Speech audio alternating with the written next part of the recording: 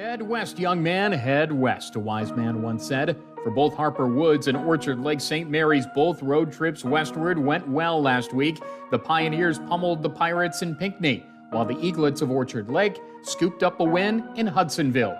It's the first meeting all time between the 8-time state champions OLSM Eaglets and the Harper Woods Pioneers. This non-conference battle features Harper Woods' lethal passing attack against a disruptive and athletic defense for St. Mary's. It's the matchup you've been waiting for, and it's next on the Preps coverage of the Friday Night Football Clash, presented by the Woodward Sports Network.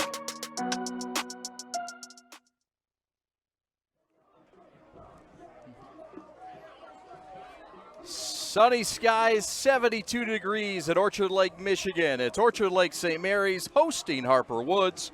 My name is Chad Bush alongside Sam Stick Day. Glad to have you on this glorious Friday evening for football. It's our Friday night clash. So fun to be here, Sam Stick Day. Thanks for joining me again. Yeah. I know you're looking forward to this matchup between a couple of teams that are looking pretty elite in Division III right now. Yeah, I know it's early in the season, but they're both 2-2, and this is a big matchup for both teams because both teams are kind of going about it in different ways. So tonight's going to kind of establish if that's going to be the way they're going to going forward. Yeah, and going forward, Harper Woods is going to continue to lean on some of the guys that they've done all season long. They're off to a 2-0 start under Rod Oden. And when you look at what the Pioneers have done, offensively, they've leaned on a certain big-time wide receiver in the name of Tayshawn Trent. Yeah, he's definitely somebody we want to keep an eye on all game long. I mean, he's their big play guy, 6'4", 210 pounds, already committed to Michigan, so congratulations to the Wolverines. It looks like you got a baller coming your way, but this is the guy that's going to be the difference maker in today's game. And then you got to look on the other side of the ball at safety. Jacob Oden is kind of like their Superman. The defense that they run is a little wonky at times. They only have one safety, and you're allowed to do that when you have a supreme athlete like Jacob. And when I say supreme, I mean 14 D1 offers. Whoa. Supreme. Jacob Oden, the coach's son, just a sophomore, but they will rely on him big time tonight. You said just a sophomore? Just a sophomore, and you talked about the big time offers with him. Michigan State et al. Let's look at Orchard Lake St. Mary's as well, led by George Porritt, looking for win number 275 tonight on this beautiful Friday evening. He's led offensively so far. There's a lot of fellas, but the big guy carrying the load right now is Aiden Boyle. Yeah, and we're going to get into my keys in the game in a little bit, but Aiden Boyle has a lot to do with that because St. Mary's wants to be able to get couple yards at a time, keep the ball, keep the possession, and that's what they need to do is just keep feeding Aiden Boyle. He falls forward for 4 yards at a time. I think St. Mary's will be happy all night long. Versus Oak Park, he had 64 yards, 13 carries, and a touchdown. You want a similar game out of him, maybe some more yards, though, just to ensure that you have the ball in that time of possession. And then when you look at the defensive side of the ball for Orchard Lake St. Mary's, you got Jordan Cannon. I mean, he had a huge play against Oak Park in Week 1. He blocked the punt, and it was returned for a touchdown, and that was a turning point in that game. Sure was. We've got a contrast in styles. We got Orchard Lake St. Mary's wants to run it, time of possession, offensively run the football. Harper Woods wants to air it out. Yep. Their quarterback's thrown for over 7 touchdowns, over 500 yards. The transfer from Divine Child, we'll get into more of that later. Lots more to get into, but coming up after this, we talk to the head coach, Rod Oden, who's in his 4th year with the Pioneers, and get his thoughts on his team in this ball game tonight, our Friday night clash. Coach Oden is next from Orchard Lake, Michigan. This is the Friday Night Clash presented by Woodward Sports. Man! Uh-oh! Carmen's falling behind. Let's give her the hiss of shame. Don't ride the bike of shame. Get tons of equipment and free fitness training. Join today for just $10 a month. What rhymes with great? Participate. Where does greatness start?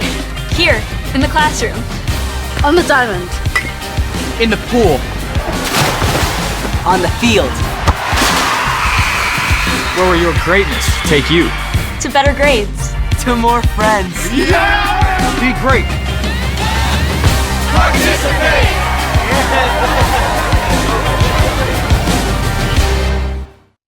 Make sure you download the Woodward Sports app in the App Store and the Google Play Store today. Take Woodward Sports with you wherever you go and listen live on your phone or mobile device.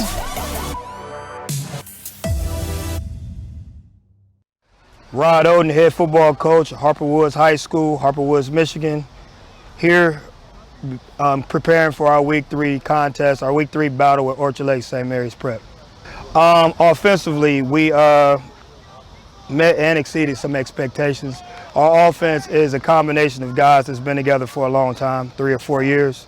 They're playing the game at a high level. They're playing together right now, and it's shown in our first 2 weeks. I think we're averaging like 51 points a game. We've limited negative plays. We haven't punted yet this season, which is awesome.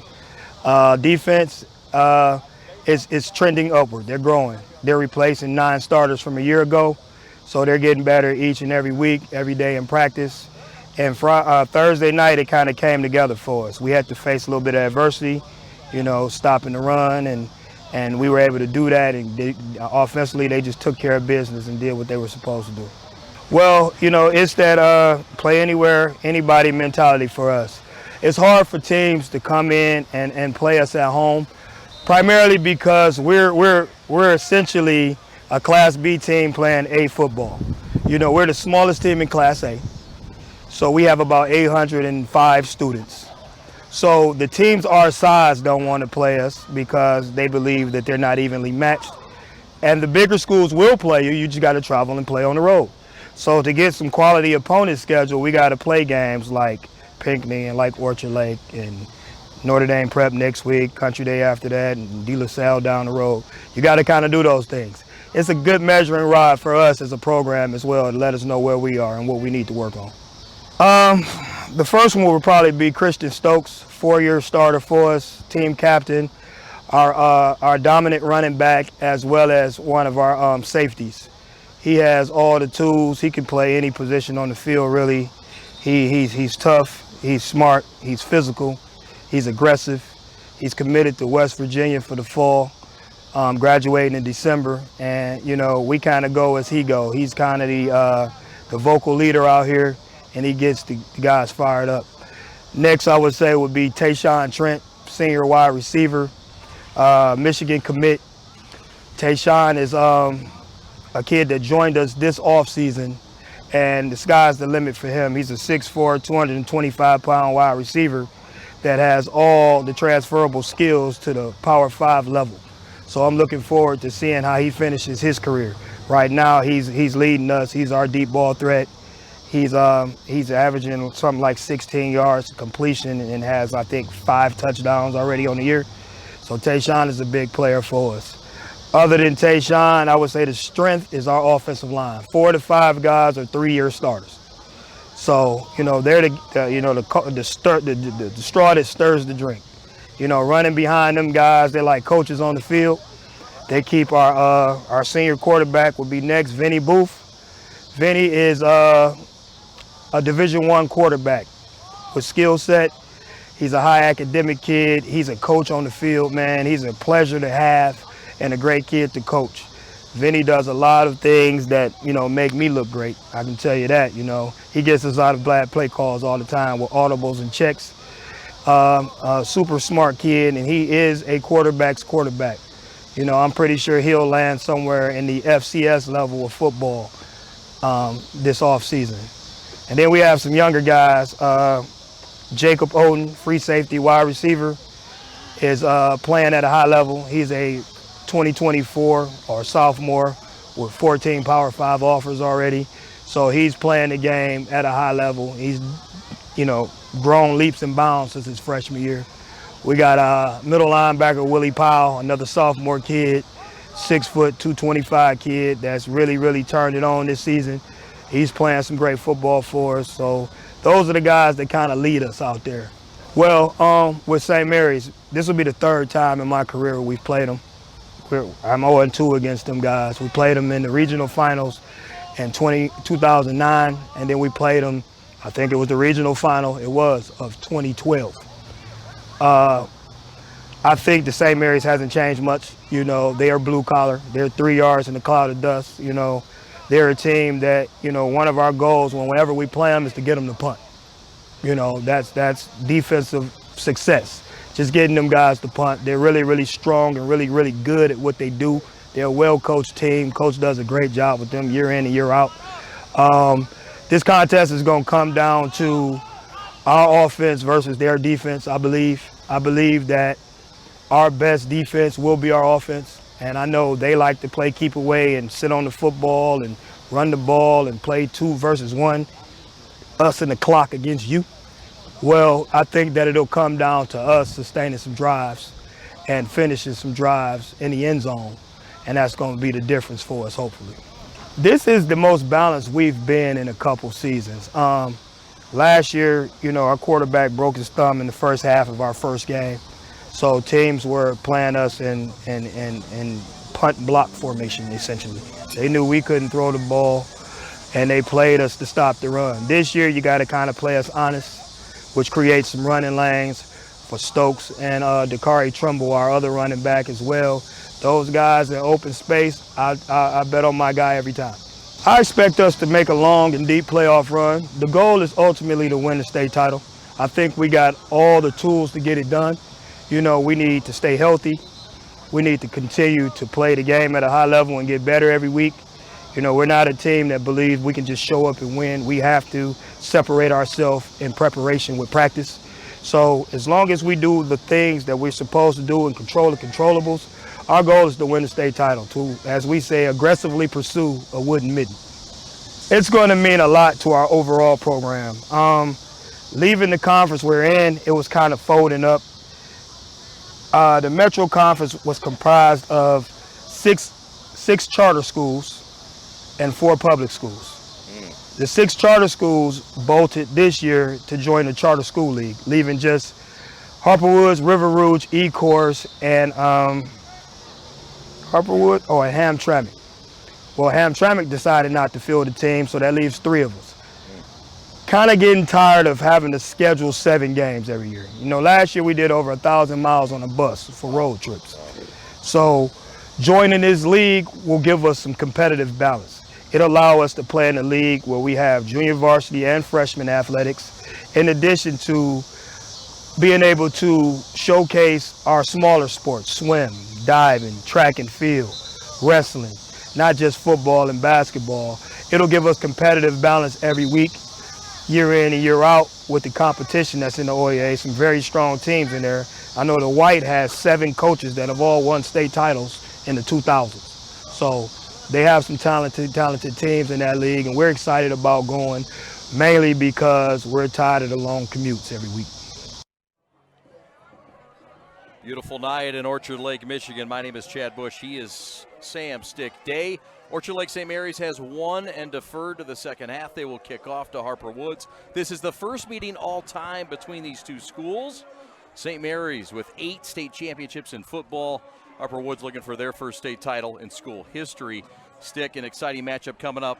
What intrigues you most about this matchup? Well, it's kind of like a boxing match. They say styles create matchups. That's exactly what we have here tonight. You have St. Mary's, a ground and pound offense. They have some big players that they can get to, but they're majority ball control. And then on the other side, you have Harper Woods that wants to open it up and throw 30 times a game. We'll see how Orchard Lake St. Mary's and George Porritt, who's coming up next, defends the air attack of Harper Woods.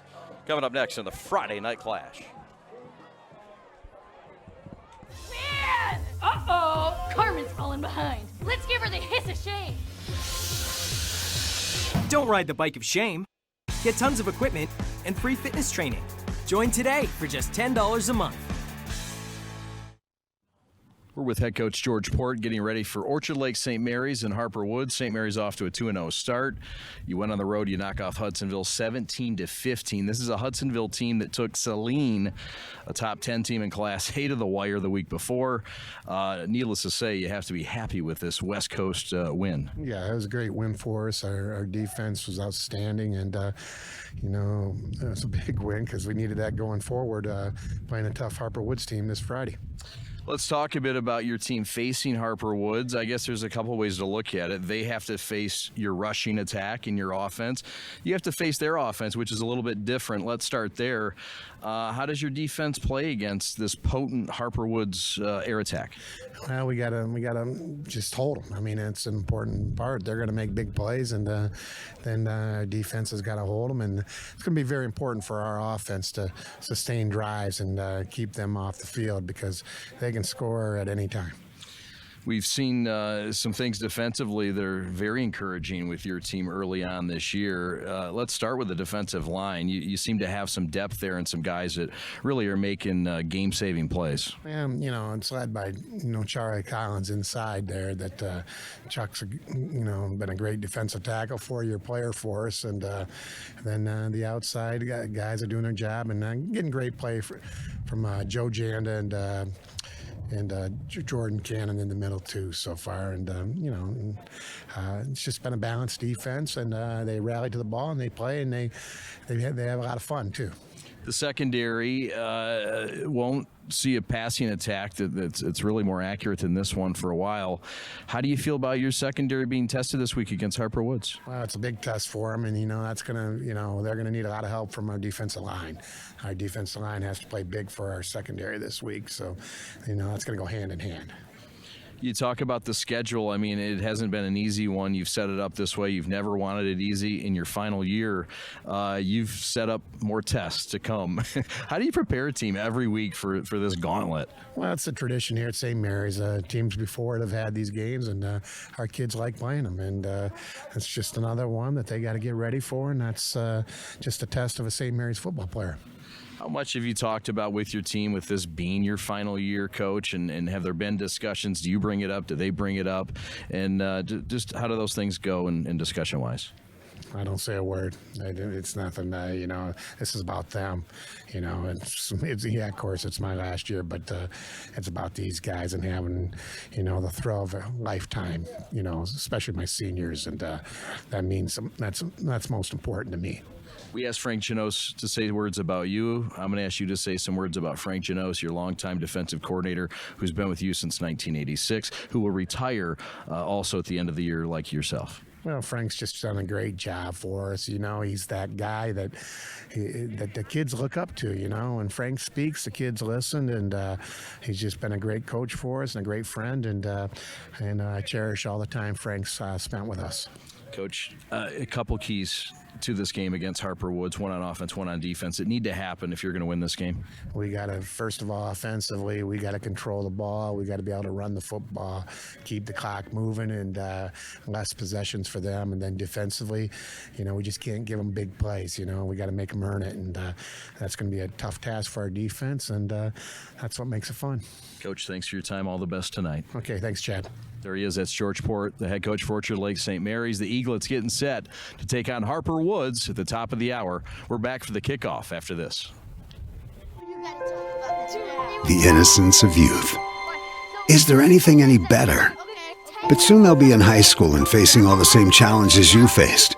How to make friends, how to fit in, how to be cool. We want our children to have everything they'll need to live fulfilling and productive lives. Make sure the kids in your family are among the more than 300,000 participants here in Michigan who take part in high school sports.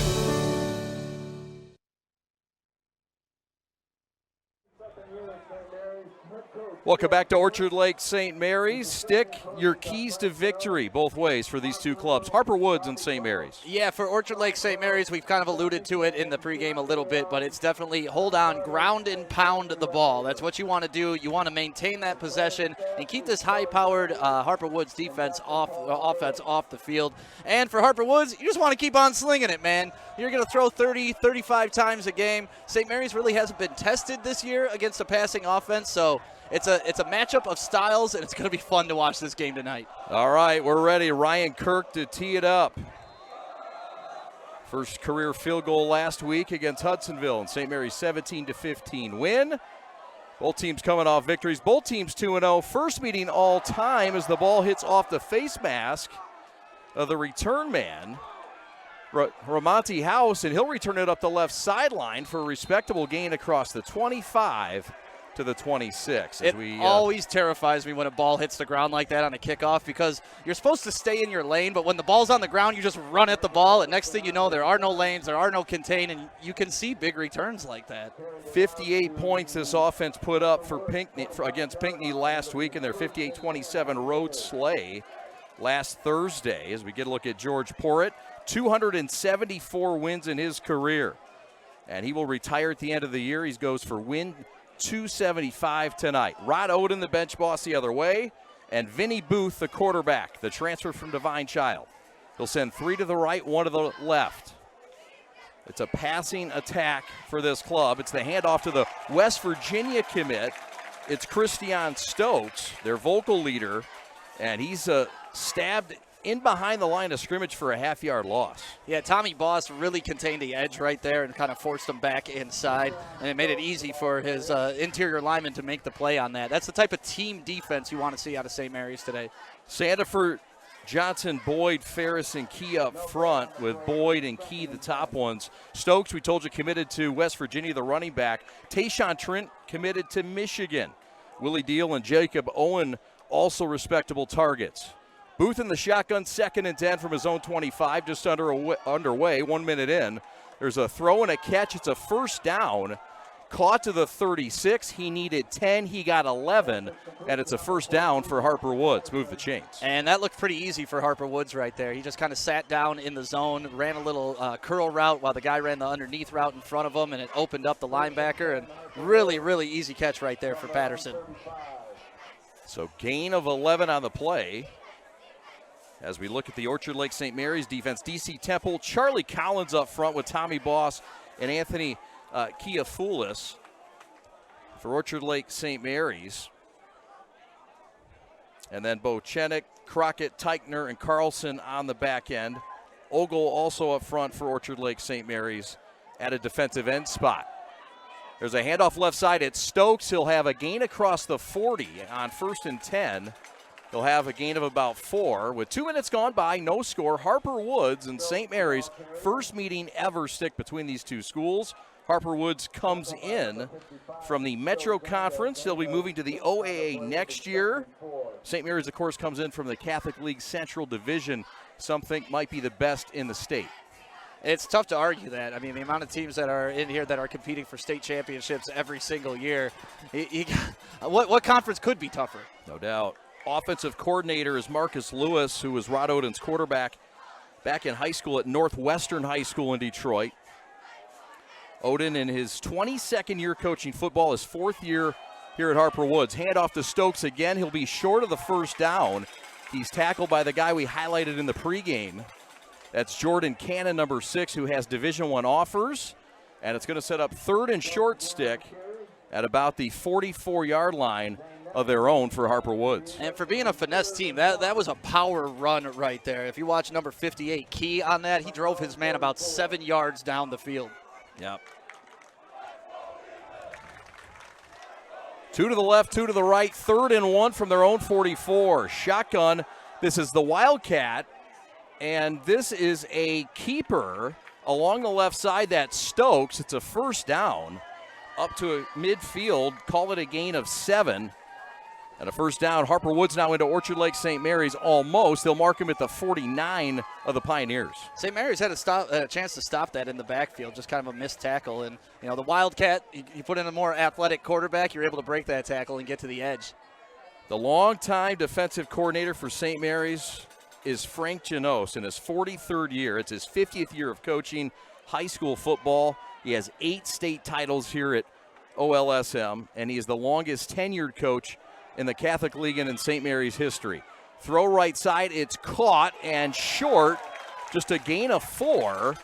The catch is made by number 4. That's Ramonte House, their top target.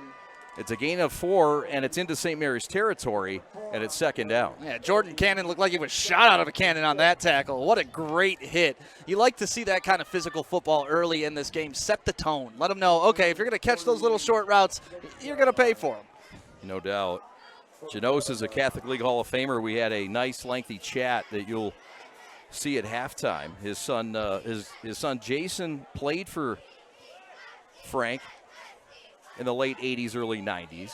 And now his grandson, Donnie, is a senior on the St. Mary's defense and really helping out and coming on as of late. There's a pass that's tipped at the line of scrimmage, knocked down. It's 3rd and mid now from the 47-yard line. No score, first quarter, Harper Woods football into St. Mary's territory. I feel like this is a big down for St. Mary's right here on defense. If they don't get the stop here, Harper Woods is showing that they can move the ball not only through the air but also running the ball too. So you got to hope for kind of tip passes like that, or this is a big 3rd and 6, 3rd and 7. Let's see what St. Mary's dials up, and Janos, who you were just talking about, what he has to offer. Good coverage that time by Bo Hennick, the 5'11 defensive back and senior. 3rd and 6, it's 4-down territory at the 47 of St. Mary's. Shotgun for Vinny Booth, the senior. 4-point GPA. Looking left, got a man. 90 now is caught. And first down along the sidelines. A gainer by Willie Deal, the senior wide receiver, who went in, went out. Picked up enough yardage, moved the chains with 7 minutes left in the first. You like that call, little wide receiver screen. He was able to come back to the ball. Unfortunately, his defender kind of followed him in and couldn't follow him out through the traffic. And that was great athleticism right there by number 11. Got around Owen Teichner, who was the hero last week. He stopped the 2-point conversion attempt for St. Mary's against Hudsonville. That 2-point conversion was important. That would have tied the game and taken it to overtime. That was with 40 seconds left. 1st and 10 at the 36 for Harper Woods. House in motion. The handoff inside give is to the number 2 back, and that's Dakari Tremble. Dakari is D-A-K-H-A-R-I. If you're scoring at home, he's the backup running back. But he's a number 1 on a lot of teams, Stick, in this potent rushing attack. Yeah, that's the thing with Harper Woods. They have a lot of weapons. So their number 2 is pretty much everybody else's number 1 in the state. Good for them having that depth. It's fun to have if you can get it. Yeah. George Porritt's had it several times. He has 3 wide receivers that are currently in the NFL. We'll get to that later. 3 to the right, 2nd and 9. On the move is Harper Woods in the game's opening possession. The give again is to the up back. It's Tremble, and he's out near another first down. So Harper Woods moving the ball on this Frank Janos-led defense, known to stop the run, but when you've got this pass attack, it keeps you honest, doesn't it? Well, when they're spreading 4 wide like that, and even if you watch the last play at the bottom of the screen here, you got 3 wide receivers, but only 2 St. Mary's DBs covering them. So they're still packing the zone, petting 8 in the box, and they're still getting run on. This is a concerning drive for St. Mary's, and it's been a long drive. It's an offense under the tutelage of Marcus Lewis that's put up 56.5 points. St. Mary's has given up just 15 a game. 3rd and 1 from the 23. Vinny's back to pass, got a man caught, first down, a little bit more. And he's up across the 15 to the 13-yard line. And that's just too easy. That's just way too easy right now. If you watch the play, number 14 goes out on a cut. The linebacker appears to be covering him, and he just can't make it out there in time. They could do that 100 times and be easy with it. Patterson, nice route. What a drive so far. It's a drive that's been really balanced. Yeah, if you watch the replay right here, you can see 6 trying to make up the ground and 33 getting out there. They just can't make up that ground. The ball travels faster than humans. 6 rushes and 4 pass attempts in this game so far for Harper Woods. A little imbalance from what they typically do. Handoff middle of the field, not much for Stokes, who's back in there. He's tackled by who else? Jordan Cannon, who shot through. He got a little bit of help from the defensive tackle and one of the captains, Tommy Boss. And if I'm Harper Woods, I'm going to continue to do what I'm doing right now. Everything's working for you. You're running it a little up the middle. You're getting your outside passes in. St. Mary's doesn't know what's coming next, and you can see they're on their heels guessing. One drive in this game, and this is Harper Woods beating St. Mary's at what they want to do. St. Mary's does not have the ball. 2nd and 8 from the 20. Left hash for Vinny. Looking left, flare out of the backfield, caught right there on coverage and taken down. Ben Meath, the outside linebacker. The throw was made and converted to Patterson again. He's been the top target for them. And it's going to set up 3rd and long here for Harper Woods stick. Yeah, well, I mean, if St. Mary's is going to play 5 yards off him at all times, he'd be my number one target too. Just, you take what's in front of you, and that's what I like about what the quarterback for Harper Woods is doing right now. He's not trying to play hero ball. He's just taking what's in front of him. Vinny Booth, good first drive for him. 2 wide receivers to the left, 2 running backs as they will check in Laquan Hartsfield at the fullback spot. Handoff give to Stokes, left side near the first down. Has it and more across the 15 down to the 11. It's a first down, move the chains, gain of 6. And I was actually shocked that they didn't go 4 wide on that like they have been doing. And I thought, okay, well, why are you stopping what's working now? And that play worked for them as well. A little power football right there. It was a scoreless first quarter last week in St. Mary's win. As we get another look at this handoff to Stokes. Took it right off left tackle. Brandon Sandifor out there, along with Justin Johnson. 1st and 10 from the 10. A lot of room on this right side of the field. There's a lot of room if they can get someone with speed out there. Just 2 wide receivers to the left and a wide right side. Handoff, inside give, and that's going to be a short gain maybe of 3. And that again is the number 2 back, number 2, Dakari Tremble, the senior running back. A little bit of thunder and lightning. Now, if you're St. Mary's, this drive has been tough. It's been long. But if you go the bend, don't break route and you're able to hold them here, you're feeling good about yourself. This drive is going on 10 minutes long. 9 minutes, 15 seconds officially. You got to think they're going to use all this space at the bottom of the field. Yep. 2nd and goal from the 6. Call it the 7. Handoff left side, Tremble, and he is tripped up. Charlie Collins down there. Short gain, call it a gain of just 1 down to the 5. That was great defense right there. He got in the hole, was able to break down, not over pursue and tackle his man. Because you've seen that a couple times on this drive where St. Mary's is over pursuing before they get to the quarterback, and next thing you know, the runner's underneath them. George Porritt and Rod Oden have played twice before. George Porritt is 2-0 against Rod Oden. St. Mary's won back in 2012. Keep an eye on Tayshawn Trent here. We'll get more on that later. 3rd and 6, 3rd and goal. You like the Trent matchup? We haven't seen him yet. Right, and he's tight to the line of scrimmage right now, so it's going to be interesting to see who takes him. Motion house, roll out right. Vinny Booth in traffic, throws, and incomplete, broken up. Play broken up by number 20, Anderson Carlson. It's 4th and 6. Now, are they a field goal kicking team, or are they going to go for it? You called for Tayshawn Trent. Well, I said who's going to cover him? 2 guys are going to cover him. That's what's going to happen with Tayshawn Trent right there. Throw to the out route, incomplete. It was actually Stokes, number 6. Anyhow, we've got 4th and 6, 4th and goal. Vinny Booth in the shotgun. He'll send Trent slot right. Jacob Oden bottom right, House bottom right. 4 wide receivers. Stokes in motion. Booth back to pass. 4th down. Throw to the end zone. Too tall. Turnover on downs. St. Mary's football. And this drive that ate up 8 minutes and 26 seconds has finally expired. Wow. If you're St. Mary's right now, you have dodged a bullet. The momentum has completely shifted, and now your offense has to do their job and get back on the field and just put it down their throat. But here you go. We called for it. Trent in the back of the end zone, just a little too high over his fingertips. I think if he had that back, he maybe would have ran a little further before he tried turning around and jumping for that ball. But now St. Mary's is on offense, and let's see what this offense can do. 10 minutes, 26 seconds, the drive officially. Layden hands off left side. Aiden Boyle from the 6. Watch out, he could go to the 40, 50, 40, 30, 20, down to the 10-yard line. Wow. One guy to beat, and they had the angle on him. Couldn't quite get in the end zone, but what a momentum shift we just witnessed in the past 30 seconds. We talked about how St. Mary's wanted to hold on to the ball and run it and carry the possession. but you see this 86-yard run just around the end. What a turn. The student section's going crazy right now for St. Mary's. Boyle's been the lead rusher, the transfer from Sin City.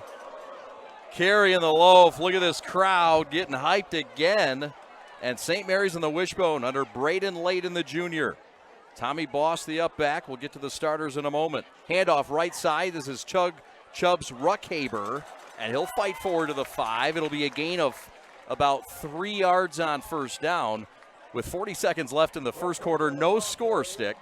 No score, but I'm in awe right now of what we just witnessed. I mean, when's the last time you saw that a team possessed the ball pretty much the entire first quarter, get stopped at the goal line, and then boom, one play later, the other team's here knocking on the door. Momentum has shifted. 20 seconds left in the first. Layton, the junior quarterback, first year signal caller. Boss, the up back. Cannon back there. The give is to Nesson. Nesson handoff down to the 3 before he's hit and stopped. Willie Powell, one of the lead backers, a part of the stop, along with number 52. That's Demano Ferris on the defensive tackle side. It looked like he had the edge here. If he would have stayed outside, this was a touchdown. Look at the blockers sealed. You had 6 sealing out there. Yeah. Man. Laquan Hartsfield with the stop. All right, timeout on the field at the end of one quarter of play. What a change, what a shift. No score, though. Let's go to the second quarter on the Friday Night Clash from Orchard Lake.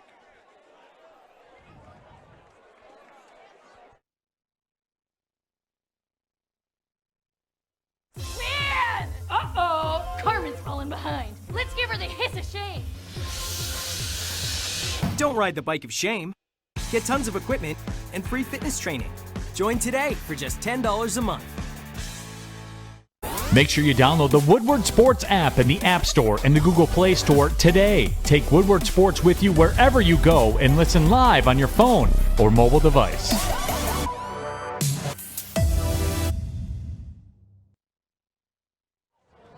Hey, Woodward Sports live right now. Planet Fitness, The Prep, Harper Woods, St. Mary's, make some noise! Let's go! Hey, real quick, guys. Is Harper Woods going to win this game, or is St. Mary's getting the W? St. Mary's! This student section is amazing. You see the cheerleaders right here. Woods back! They are 4 yards away from this touchdown. Back to you guys. I think Joey Radio's back. Welcome back, Joey. We got him in on a charter. Layton turns, gives Boyle left side, trying the outside, fighting to get in. He is not into the end zone. He is down at the half-yard line. And it'll be 4th down and a half yard, 4th and goal from the half. Just 9 seconds in. You had Jordan Cameron out there blocking, and you thought the two of them could have pushed them back into the end zone, but no. What a great defensive stand by number Jacob 1, Oden. Jacob Oden. That's why he's Superman right there. He just took on 2 men and kept them out of the end zone. No big deal. Yeah. A guy that has 14 Division I Power 5 offers. 4th and 1, St. Mary's is going for it from the 4th. Or from the 1 yard line, from the half-yard line. Yeah. 11:51 left, Layton under center. In the wishbone, double tight. Turns, gives, touchdown Eaglets! Jordan Cannon, the senior, is back in the zone. 6-0 St. Mary's. You're that close to the goal line, you hand it to the big fella and let him do work. I was thinking a quarterback sneak there could have gotten it done, but I like that play call. Give him some momentum getting into that end zone. 3rd rushing touchdown of the year for the senior Jordan Cannon. How about the hole on the right side and the big boys up front? Cole Whalen, Charles Collins, Darryl Rounds. That right side just carving out holes. And here comes the extra point. And the kick is up. And the kick is good. The snap was from Dean, the hold from Weymouth, and the extra point by Ryan Kirk is good. It's 7-0 St. Mary's. 11:48 to go. Our drive recap coming up right after this. This is the Friday Night Clash. The innocence of youth. Is there anything any better? But soon they'll be in high school and facing all the same challenges you faced. How to make friends, how to fit in, how to be cool. We want our children to have everything they'll need to live fulfilling and productive lives. Make sure the kids in your family are among the more than 300,000 participants here in Michigan who take part in high school sports. Make sure you download the Woodward Sports app in the App Store and the Google Play Store today. Take Woodward Sports with you wherever you go and listen live on your phone or mobile device.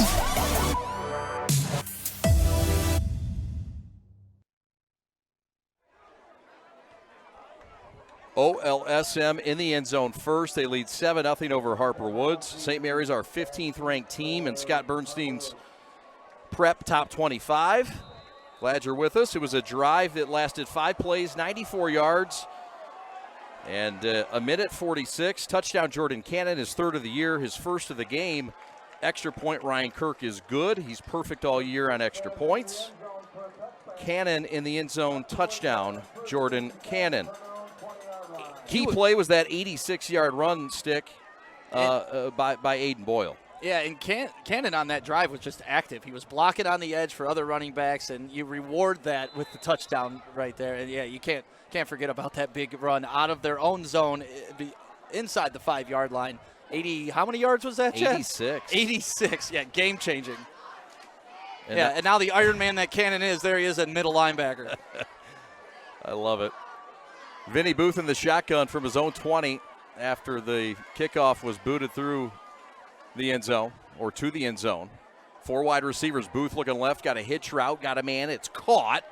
Turn and give, and a pounding, and a shove, and a late flag, and that's going to come from Jordan Cannon. The aforementioned exhausted Jordan Cannon. That's Willie Deal on the catch. But what's the deal? It's a 15-yard personal foul beyond that. That's going to tick off George Porritt. Well, I think everybody got excited when Jordan Jones, number 78, came in there and laid the lumber. You heard the student section just go, oh! Was that JoJo? Was that the freshman? Well, he told me before the game, he said, you guys are going to be calling my name tonight. I said, son, we haven't even seen you play this year. Well, he said, well, you will tonight, sir. I said, okay. Well, there he is. I just saw it, and I liked what I saw. That kid's 14. Good Lord. 11 and a half left, 7-0 St. Mary's. On the move is Harper Woods. They've dominated in time of possession. 10 and a half minutes roughly was their first drive. Booth, the transfer from Divine Child, turns, gives to Stokes. Handoff right side, gain of 3. Not much. The stop by one of the captains, Janda. 2nd and 8. Stokes with the ball carrier. So Janda made the tackle. There's a gain of 3 on the play. It'll be 2nd and 7. I'm really waiting for Harper Woods to take advantage of the 3 up top with only 2 defenders on him. It seems like it's right there for them to take. Running at St. Mary's straight up it's their strong suit. You don't want to make a living off of that, and it seems like every time they run a play with 4 wide, they're able to convert. They have yet to really target Tayshawn Trent. The top target in this game, top wide receiver, some say the best wide receiver in the state of Michigan. Some say number 2, some say number 3, but not many say worse than that. Booth will swing it, flare it right side. That Stokes, missed tackle, runs over a fella, and he's got himself a healthy gain of about 8, and he needed 7. First down, Pioneers. Yeah, when they throw the ball, they are dangerous, and they have a lot of tricks in their bag. Yeah, that was a little sweep pass outside. We've seen the wide receiver screen. We've seen the hook routes. We've seen the zone routes. They're a well-coached passing offense. George Porritt, you see there, 7 state titles, his 32nd year as a head coach, and there you see the Barry job by Stokes, running by some folks that don't get hit on pretty well like that. 1st and 10 for midfield for Harper Woods. St. Mary's up 7-0, 9:40 to go till halftime. Handoff. It's the number 2 back, and he's got a healthy gain of 10 yards. Tackle by the Turf Monster. Tackle by the Turf Monster. That's Dakari Tremble, the senior running back. What a duo, Stokes and Tremble, for Harper Woods. And it's been the run attack stick that where they've made their money tonight so far. Yeah, and that was a little draw handoff right there. The defense looked a little confused. It looked like they were solely set on playing the pass, and it gave them an opening up the middle. And he could have broke that if it wasn't for, that line popping up and tripping him. Both teams with 95 yards of offense. They've done it a little bit differently, though. St. Mary's has yet to throw it, where Harper Woods has thrown it 7 of 10.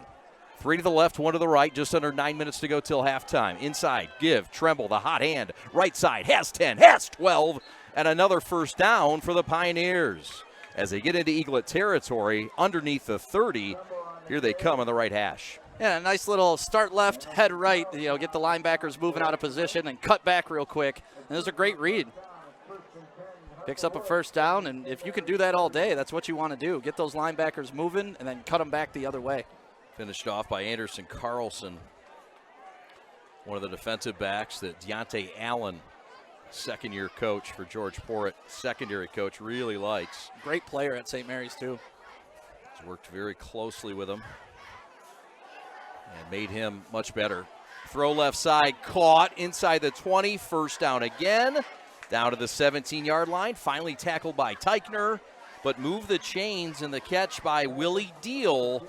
And Vinny Booth is just spraying this thing all over the place. Well, and this is where you could tell that Vinny Booth has a strong arm. He's throwing all the way from the right hash, completely across the field and on the money before the defenders can make a move and make that tackle right away. That is an indication of why he's getting recruited so heavily.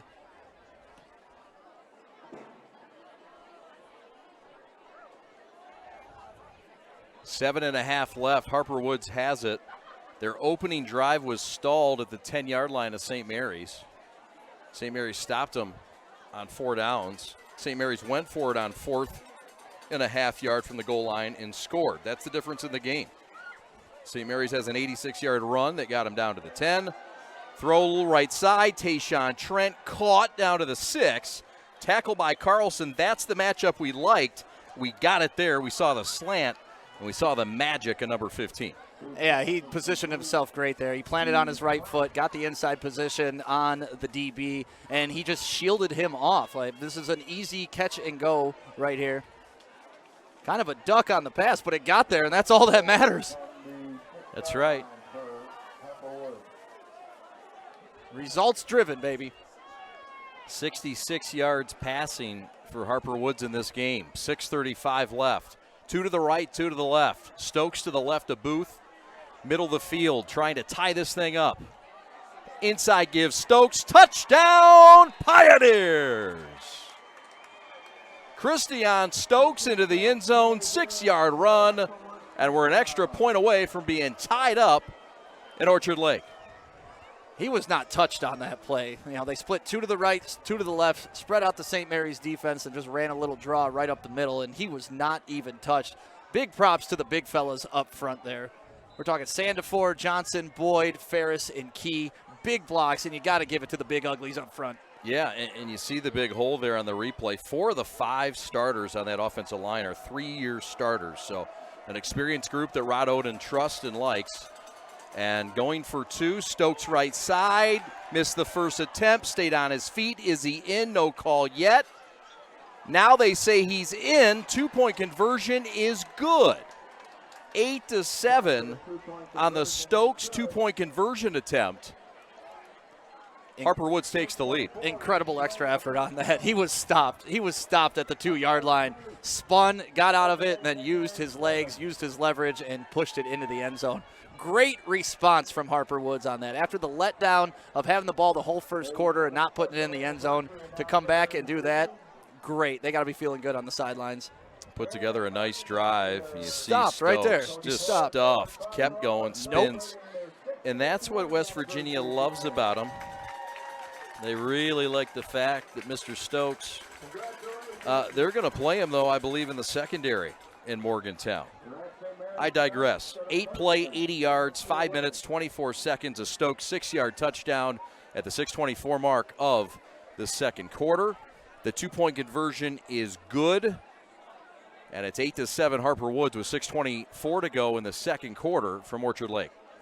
And this is kind of the matchup we thought it was going to be. I just thought it would be opposite. I thought St. Mary's would be dominating the ball control, and Harper Woods would be the ones with the quick score and big plays and long drives happening in 4 to 5 plays. That's it.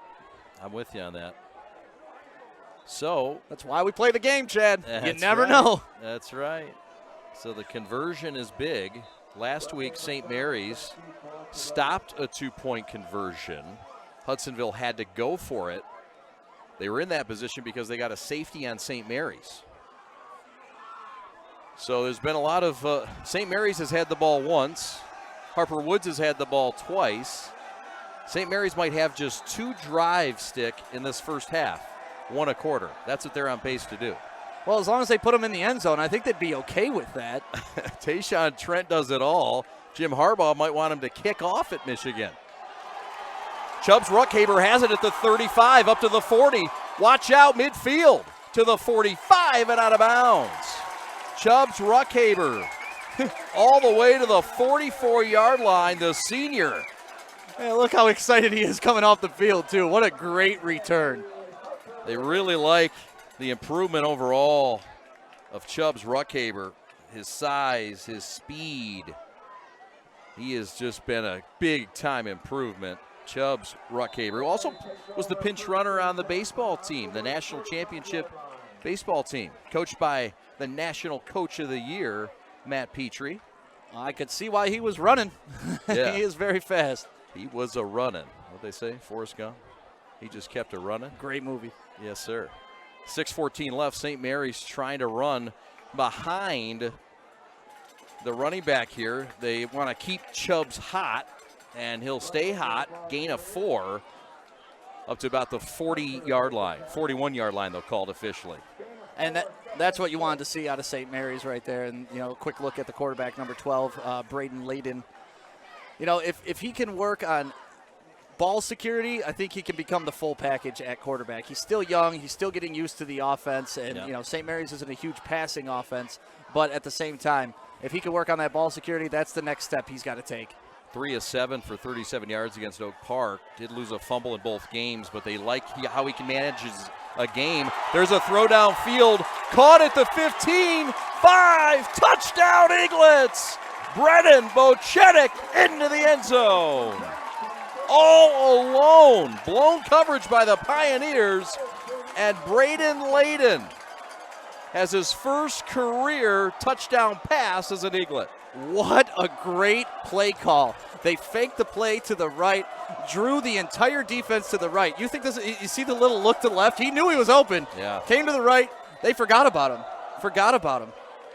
First catch of the year for the lightly used Brennan Bochenek.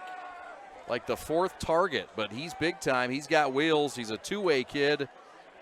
And it's a touchdown for OLSM. And he scores 25% of the time he touches the ball on. So evidently, extra point is up and good. St. Mary's gets the snap from Brendan Dean. The hold from Weymouth and the extra point by Kirk. 14-8 St. Mary's. 5:29 to go till halftime. We'll take a brief timeout from Orchard Lake. This is the Friday Night Clash. What rhymes with great? Participate. Where does greatness start? Here, in the classroom. On the diamond. In the pool. On the field. Where will your greatness take you? To better grades. To more friends. Yeah! Be great. Participate!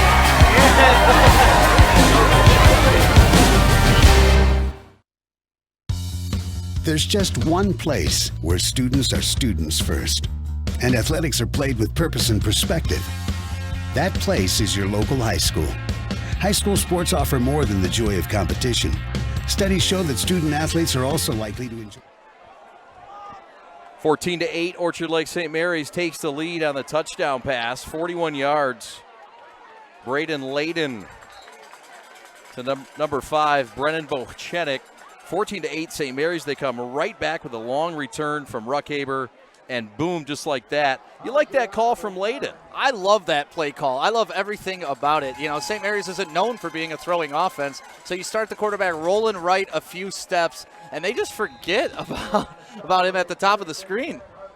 Immediately, you see Brennan with his hand up, calling for it, because he knew he was not covered. Yeah. Layden with the recognition. He looked off the safety, Jacob Oden, as you mentioned, showed a little awareness. So the quick strike offense, and here we go. Vinny Booth back for Harper Woods, their own 26. Booth over the middle, got a man, caught inside St. Mary's territory at the 48-yard line. Catch made by Nigel Patterson, the top target tonight for Mr. Vinny Booth. He's been open a lot. On that play, he was able to beat his defender. And this is a great read because he threw him open. He wasn't open when that ball was released. He kind of just threw it in the spot in the middle of that zone, and he showed up and catched it. Good catch by Patterson. 4 catches now for 43 yards for Patterson as we go under 5 minutes. St. Mary's up a score. We're seeing Harper Woods do more 2 splits on each side instead of the 3 and 1 on the last 2 drives. Yeah, trying to spread it out. Tremble gets the carry, and he is crunched by Boss and Cannon, but squirts forward for a couple more and gets it across the 45 down to the 44. So Harper Woods has really shown some balance on offense. Maybe the run game's better than we suspected, partner. Yeah, well, I think their passing game's just so good, you don't even think about their running game. I don't know if we didn't think it was great. It's just their passing attack is so instrumental and so big to what they could do. Yeah, the crowd's gearing up for this down right here. They can sense it. They need to. St. Mary's needs to get a stop against Harper Woods at some point in this first half. 10 of 13 is the quarterback, Vinny Booth. 4 wide receivers set again. 2nd and 6 from the 44. Booth 3-step drop, has time, looking deep for Trent, and out of bounds. Great coverage down there again by Carlson. Had him step for step. Booth threw it out of bounds, but that was the only place really to throw it, Stick. Yeah, if he throws that inbounds, that's getting intercepted. He had inside position, and that was going to be a quick pickoff right there. But, you know, that's your big play guy. He's 6'4". He could jump out of the gym. You give him the opportunity to catch the jump ball. I don't mind that at all. You're right. Where are you at? About the 45-yard line. This is where you take that shot. Yep.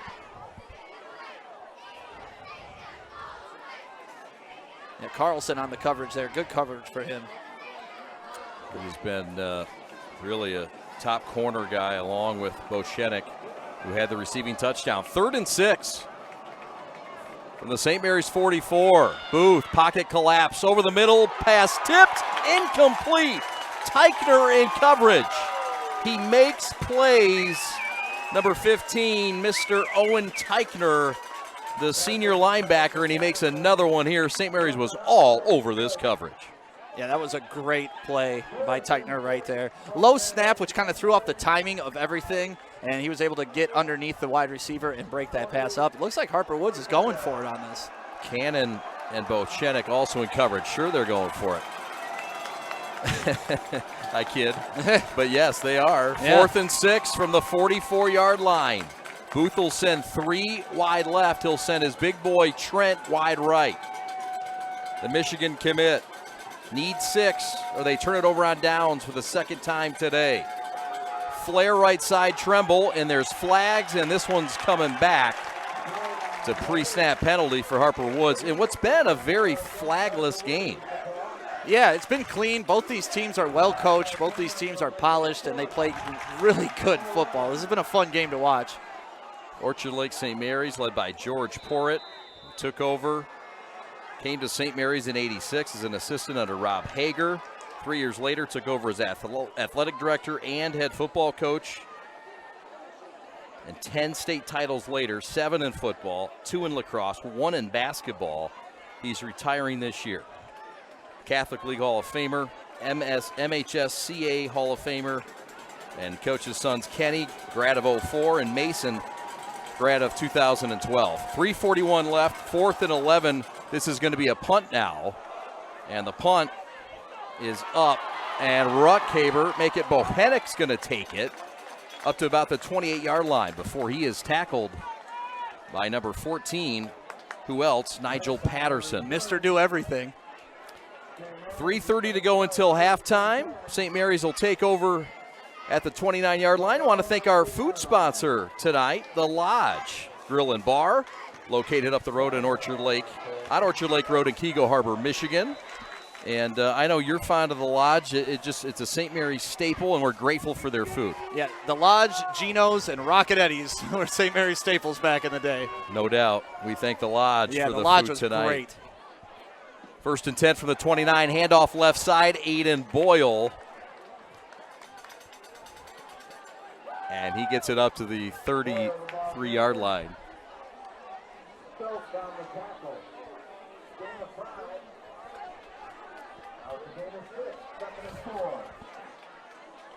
Second down and 5. Here come the Eaglets on the right hash. Double tight formation, wishbone formation. We know this formation, don't we, Stick? We do. The give to Boyle. And he's got about 2 or 3 off the left side, right behind Waylon, Ozog, and Janda. That'll set up a 3rd down, and this is what St. Mary's wants to do, though, Stick. They're bleeding clock, 3.3 yards, right? Yeah, but Harper Woods does a great job here with contain, because if he gets outside number 1, that is a long run. Jacob Oden does a great job.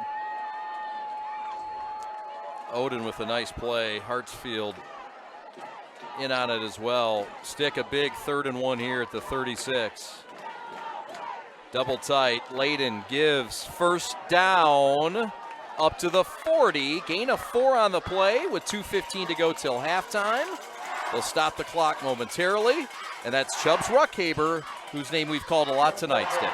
Yeah, this is exactly how you thought St. Mary's was going to be playing throughout this entire game. 3rd down and 2, 3rd down and 1. Pick it up, keep it grinding, keep Harper Woods off the field. This is a recipe of success for St. Mary's. They like him with the end arounds, and he's getting more involved in the game plan as Ruckhaber. Under 2 minutes now, rolling clock. Their own 40, St. Mary's double tight. Layden under center. Play action, looking downfield, looking right side for Ben Meath. And there is a flag down, and PI is called. Tayshawn Trent on pass interference at the 25-yard line. How about the play call? George Porritt pulled it out at the right time. That's twice in a row that he's pulled out his passing plays that we were not expecting. And right there, you expect Tayshawn Trent to know once you're beat. I'm sure he's had that pass interference happen to him 100 times, So he got beat on that play, and it's better than giving up a touchdown. No doubt. You match those corners up one-on-one with those ends. St. Mary's has a couple of tight ends that love that battle, even if it is Tayshawn Trent. Yeah, he had great separation right off the line of scrimmage and was able to beat him down the field. At halftime, St. Mary's will honor their crew coach, Chris Zarnecki, and he is going into the St. Mary's Coaches Hall of Fame. 17 years and 11 of St. Mary's 25 state championships under his tutelage. And 3 national championships. He took over, of course, for the legendary Jack Laddie LeBlanc, who my brother man. Nate rode for. I did not row. I played baseball, but I tried, and I just wasn't tough enough. I love baseball too much, and quite frankly, I wasn't tough enough to row. But Chris Zarnecki, we appreciate.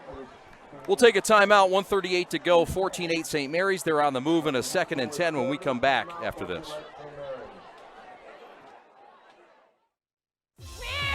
Uh-oh, Carmen's falling behind. Let's give her the hiss of shame. Don't ride the bike of shame. Get tons of equipment and free fitness training. Join today for just $10 a month.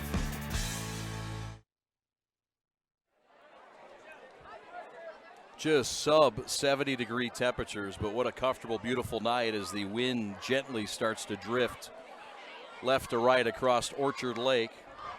Beautiful night. My name is Chad Bush. Sam Stick Day. St. Mary's up 14-8. They got a 2-point conversion, not an extra point. Want to thank our producers, Travis Childress and Alex Westfall. Joey Namath on the sidelines. We'll have Joey at halftime.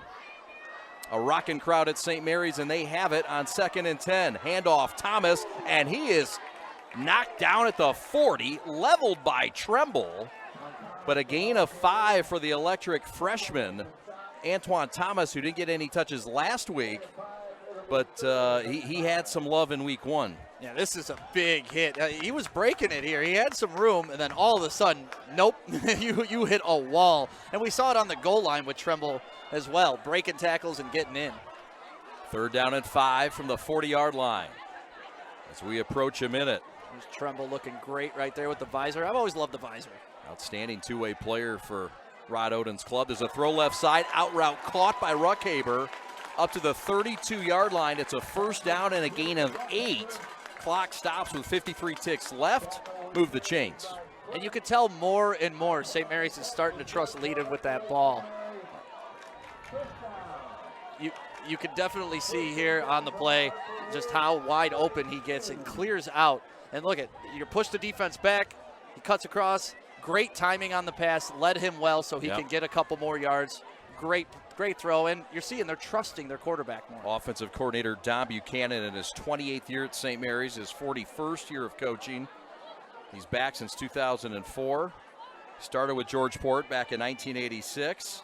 Had a couple of 4-year breaks at Clarkson and Fenton, but his son Kyle is on our crew, and we're excited to have Kyle.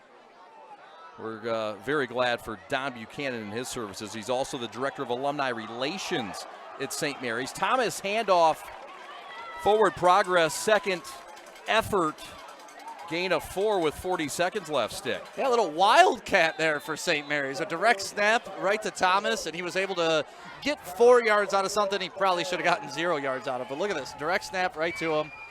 Tripped up, kind of busted it outside, kept his balance, and was able to squeeze 4 yards out of it. Great run. Most of it on his own, huh? Yeah. So a timeout is taken. We'll keep it right here with 37 seconds left. Coming up at halftime, we will have Frank Janos in our interview with the longtime defensive coordinator for St. Mary's. 50 years as a coach of high school football, 43 years ago. And he's going to retire with head coach George Porritt at the end of the season. I know we both played for Coach Janos and Coach Porritt. And go ahead, Frank Janos. I mean, one of the most intense play callers and motivators you'll ever meet. Yeah, you don't coach under Coach Porritt and don't have that fire. That's I don't think he would tolerate it, and Janos and him have been kind of just like a perfect marriage together. They sure have, and that's a nice interview. We hope you'll stick around at halftime for it. So 4 wide receivers laid in on a 2nd and 10. Going to throw to the end zone, looking for Meath again. Caught, is he in? What's the call? Touchdown, Eaglets! Braden Layden, 29-yard touchdown pass to Ben Meath, the senior tight end. You think they're starting to trust their quarterback, Chad? What a ball from the junior Braden. And My what goodness. a catch to keep. I think he got both feet down there, too. Had a lot of room, and that's trusting Braden and his wide receiver as well, because he was pretty covered. You know, the term threw him open, that's exactly what that was. And you get a look at the student section having some fun. They are lit. The snap from Dean is solid. The hold from Weymouth is better, and the kick is up and good from Ryan Kirk. The sophomore. Perfect in his extra points this year. So with 31 seconds left until halftime, St. Mary's has climbed out to a 2-score lead over Harper Woods. This has been a very interesting game. I know I've said it several times, but we've talked like all week building up to this game. Man, St. Mary's really has to have the ball control. They really got to control the clock. They need to expose the running game. And all of their touchdowns have been on big plays. Yes, one was a great running play, but the other 2 passing plays that you would not see coming typically in years for Orchard Lake St. Mary's. Yeah, and another short drive for St. Mary's. But it's capped off by the 29-yard touchdown pass. And again, quick work with their timing, just a 3-minute drive stick. And they get down and control the football and only leave Harper Woods with 31 seconds left. Yeah, it looks like George Porritt's having fun in his last year. You know, leave it all on the table, have some fun, Sure. Let your guys throw the ball, let them sling it around the field. But to trust your quarterback the way they have and the evolution from week 1 to what we've seen now has been pretty impressive. Yes, sir. The kickoff by Kirk, and it is taken by Ramonte House. And he's got a healthy gain up to the 29 before he's tackled by number 32. That's a special teams demon, and Skylar Bonner, a sophomore linebacker who they like quite a bit. And that was a touchdown-saving tackle. I know it didn't look like it because there was a lot of people around him, but he was the last line of defense before he broke that. So that it didn't look like a big tackle in the moment, but that was a big tackle. Uh-oh, they're doing push-ups down there on the sideline. You want to do some up here, Chad? No. Okay, good. good. Get gassed after 5, brother. How about those St. Mary's cheerleaders? Oh, there we are. Hey, what's going on, cameraman? Hey. Yeah, we're not doing push-ups, sorry. No, Steve Bush's push-up days are done. They finished in Mount Pleasant in 1998. 29-yard line is where this drive will start. Vinny Booth in the shotgun, handoff, inside give. This is Stokes. He'll ride up the right sideline, knocked out of bounds. Clock will stop. All 3 timeouts remain, or at least the scoreboard tells us that, with 19 ticks left. Here comes Harper Woods. That's kind of a feel-em-out play. Like, I'm going to run this play. If I get 10 to 15 yards, right. We're going to continue this drive. If he gets stuffed, we're probably just going to go into halftime with the score the way it is. Yep. But now, Harper Woods, they gain that 15, 14 yards, and here they are in striking distance for them, honestly. Sure. And you like the headiness of Christian Stokes to get to the edge, get to the sideline, knows that he needs to stop the clock, doesn't want to use a timeout. He's a smart kid. Vinny back to pass, 3-step drop, rolls right, pocket breaks down, wants to run, get a few yards, he will. Forced out at the 47-yard line. It'll be a gain of 5, and with 14 seconds to go until halftime, Harper Woods running out of time. Yeah, St. Mary's dropping a lot into coverage on that, and that's what you do with 14 seconds left in the half. Make sure that if they're going to beat you, they got to beat all your defenders. Mm-hmm.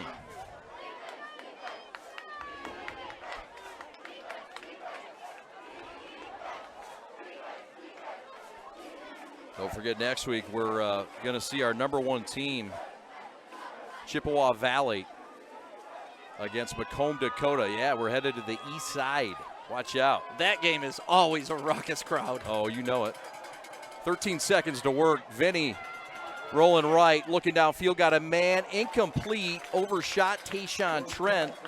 The big target, the 4-star wide receiver who's been really shut down in this game stick. 3rd and 6 and 8 seconds left for midfield. Yeah, he's frustrated. Not only did he miss the touchdown pass in the end zone that went off the top of his fingertips, you know, the big pass interference call down here, he's having a frustrating game for a Michigan commit who we expected to see major things out of today. I mean, he's 6'4", 210, big guy, can catch all the passes. So, listen, it's only halftime. He could have 300 yards in the second half for all we know, but this has been a solid first half defensively for St. Mary's on their big play guy. Yeah, and it's bend and don't break. I mean, that's kind of what Frank Genosa's mantra has been in his 43 years here. We told you about this upcoming week. We told you about last week, too. We had fun. Groves knocking off, or Southfield A&T knocking off Birmingham Groves. But next week it gets a little bit turned up.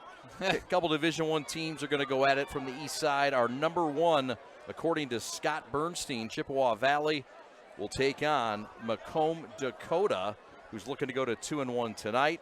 We look forward to that matchup. And I know that's one that you and Joey are familiar with as well. Yeah, one of my fears is we're going to lose Joey to one of those student sections. He's just going to get swallowed up and we'll never see him again. But both those schools bring it. Such great pride, such a great rivalry here in the state of Michigan. All right, here we go. 8 seconds left. St. Mary's up 2 scores, 21-8. Ball at their own 35-yard line. It's a 2nd and 6, but the clock is the issue. Just 8 seconds to work for Vinny. Throw near side, House out of bounds, caught. And the clock never moved. We got a new clock operator. Take it easy. Frank Janos. Look at Frank Janos. Is not happy right now. Look at Frank Janos down there. He took his headset off. Take it easy. We got a new guy down there, and his name is Dan Heath. And I went to St. Mary's with him. He's learning. He's a willing learner. But why'd you got to call him out publicly? Well, because he's my boy. That's exactly what you do. Isn't that what friends do to friends? 100%. I would expect nothing less if it was me. Dan's one of the all-time great three-point shooters at St. Mary's. His daughter, Avery, is a sophomore star on the basketball team. He coaches the girls' varsity basketball. He does a heck of a job. I love my man, Dan Heath. 4 seconds left, 2nd and 18. Time has run out. This will be the final play unless there's a defensive penalty. There's the air horn. You know it's really over. And incomplete. And that ends the first half. Who has the air horn? I don't know.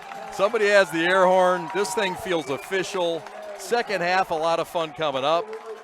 Let's take a look at the final play, one that was well covered. Yeah, lots of time. I mean, you see they're only rushing 3, so that means they're dropping 8. And I don't know if that air horn kind of sent them off and pushed them to throw the ball, or I don't know. That was a awkward last play, but great first half all in general. I mean, St. Mary's has to feel very lucky getting out of this first half with only letting up 1 score, because Harper Woods showed that they could dominate the ball all the way up and down the field. But St. Mary's responded every single time that there was an issue. They sure did. St. Mary's wanted to make sure they got pressure on this quarterback, Vinny Booth, and Harper Woods in this lethal passing game. And an offense that put up 56.5 points through weeks 1 and weeks 2. But the Central Division and the defenses here are a little different. St. Mary's informing the Pioneers of that here through the first 24 minutes. We'll take a quick timeout. 21-8, St. Mary's on top at the half. Don't go anywhere. Frank Janos is coming up. And we'll have our sideline report from Joey as well down the line. 21-8 at the break. This is the Friday Night Clash. There's just one place where students are students first, and athletics are played with purpose and perspective. That place is your local high school. High school sports offer more than the joy of competition. Studies show that student athletes are also likely to enjoy greater levels of achievement in other areas of their lives, including academics. High school sports, a winning part of a complete education.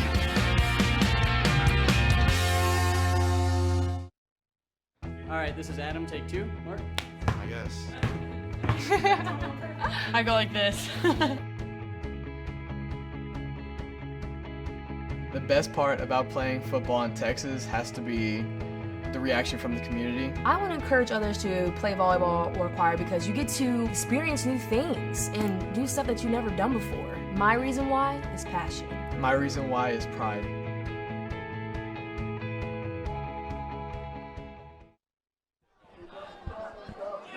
Hey, you hear the student section getting real hype back there, but this is your big day. You want to introduce yourself? I'm Dominic Stewart, and I'm about to kick this field goal. And what year are you? That's the biggest part about this. I'm a senior this year. So you've been waiting your entire life for your opportunity. $10,000, our kick for cash. It's going to be $5,000 for you and $5,000 for your school, St. Mary's. How are you feeling right now? A little nervous, but I think I can get it done. Yeah. The whole student section, thousands of fans going to be watching you. All you got to do is you got to kick that football in from the 10-yard line, 20-yard line, and the 35-yard line, and you get yourself $10,000. You think you got this? Yeah, I think I can do this. Does the student section, do you guys think he's got this? Coming to you shortly with Woodward Sports and the Prep Friday Night Clash.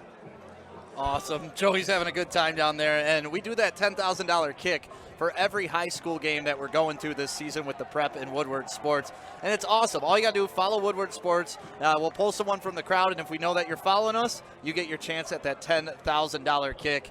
And like we said, from the 10, the 20, and the 35. That's an exciting one. We will have updates of how that goes down. In the meantime, it's time to talk to Frank Janos, the longtime defensive coordinator, 50 years of coaching. And Coach Janos, 43 years here at Orchard Lake St. Mary's. So we will have a word from him coming up right after the timeout. 21-8, Orchard Lake St. Mary's over Harper Woods at halftime.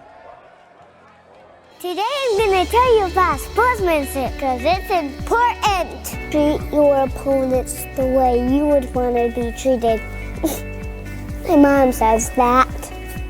Listen to the referees. It's their job. Be nice to their team and our team. Cheer them on. Always play fair. It's the right thing to do. It's sportsmanship. It's not that hard. We're here with longtime defensive coordinator Frank Janos, Hall of Famer in the Catholic League, 8 state titles, and really when you think St. Mary's football, You think Frank Janos, he's in his 50th year of coaching, 43rd year overall. He's decided to call it quits with George Porritt, appropriately enough, at the end of this year. Talk about how you got to that decision, Coach. Well, it's a lot of soul searching. Coaching is a passion, so it's hard to do and try to figure out when to call it quits. But bottom line, the clock's always ticking, and there's always an opportunity that maybe you should consider to do it. So I kind of set this year to be the year. Seemed like to be the right time. Of course, my grandson is a senior, and I wanted to be here for his 4 years here. So it would not have been appropriate to leave a year early. So I basically made a promise to him that I'd be here through that time. So he's done this year, and so's Coach Jay. Well, you'll be missed, and all the impressions, all the years of St. Mary's and the success, 8 state titles, all under the defensive coordinator tutelage of Frank Janos, the longtime defensive coordinator. You talk about playing with Mr. Ogle on your team, and also your son Jason, you also coach. What's it been like to be able to coach both your son and your grandson? That's been really a fun part to do. To be able to coach them, watch them grow as men has been fun to do. Teaching them the right things in life, because coaching is never about the wins. It's always about making men. And that was always the purpose of my mission, coaching you, getting you to be a man, and your brother, and all the other ones that I've seen. That's always been my goal, my passion, because at the end of the day, we all have to grow up. We have to live our lives. But I used football as my way of getting that message across. That's me.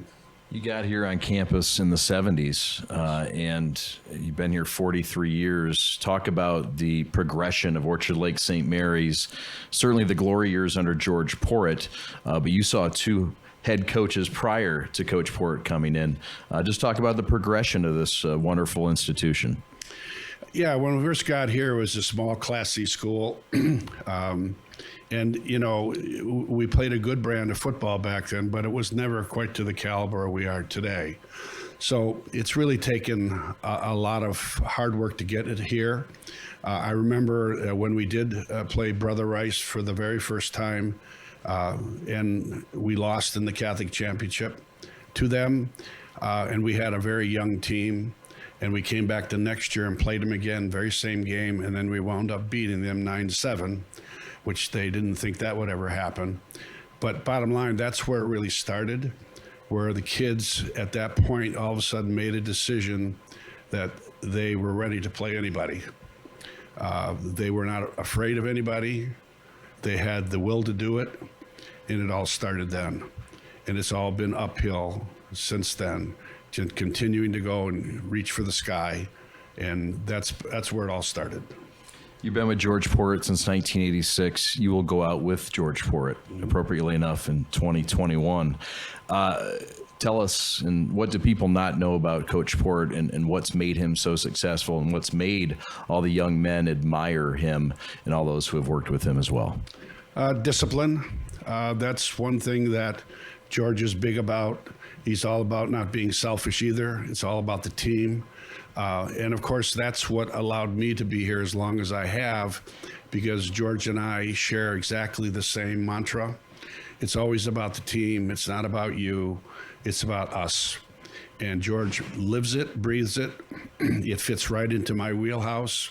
So therefore, when we do things, it's almost like you're looking at each other in the eye and saying, that sounds familiar.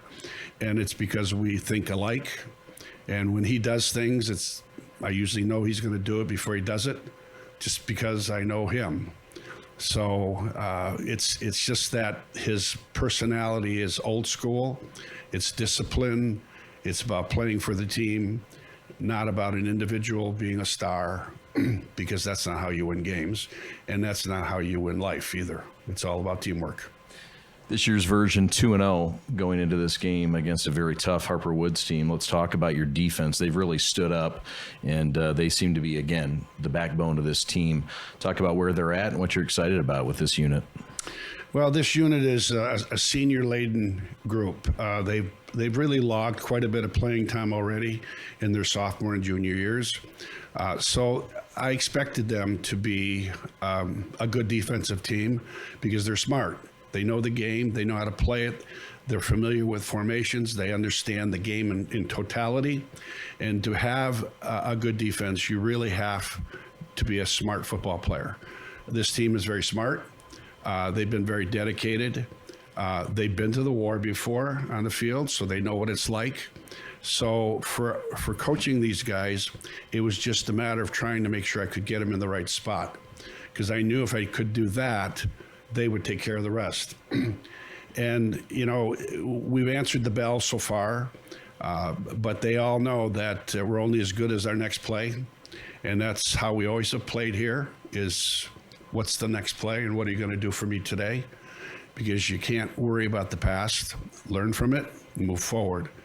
These guys are kind of taking that mantra, and I think that's the reason why they're doing as well as they are right now. But they also know they can't get ahead of themselves. So we're not worrying about anything but the first play of Harper Woods and nothing beyond. That sounds familiar. That's been the formula of success for 50 years under Frank Janos. Thank you for your service to this school, for this league, for this state, and for what you've done for high school football. Thank you very much, Coach.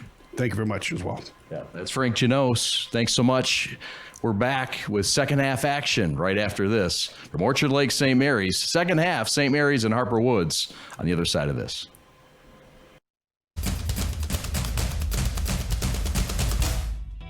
As the voice of Michigan student athletes, the Student Advisory Council's role is to convey the message of how high school sports are supposed to be played.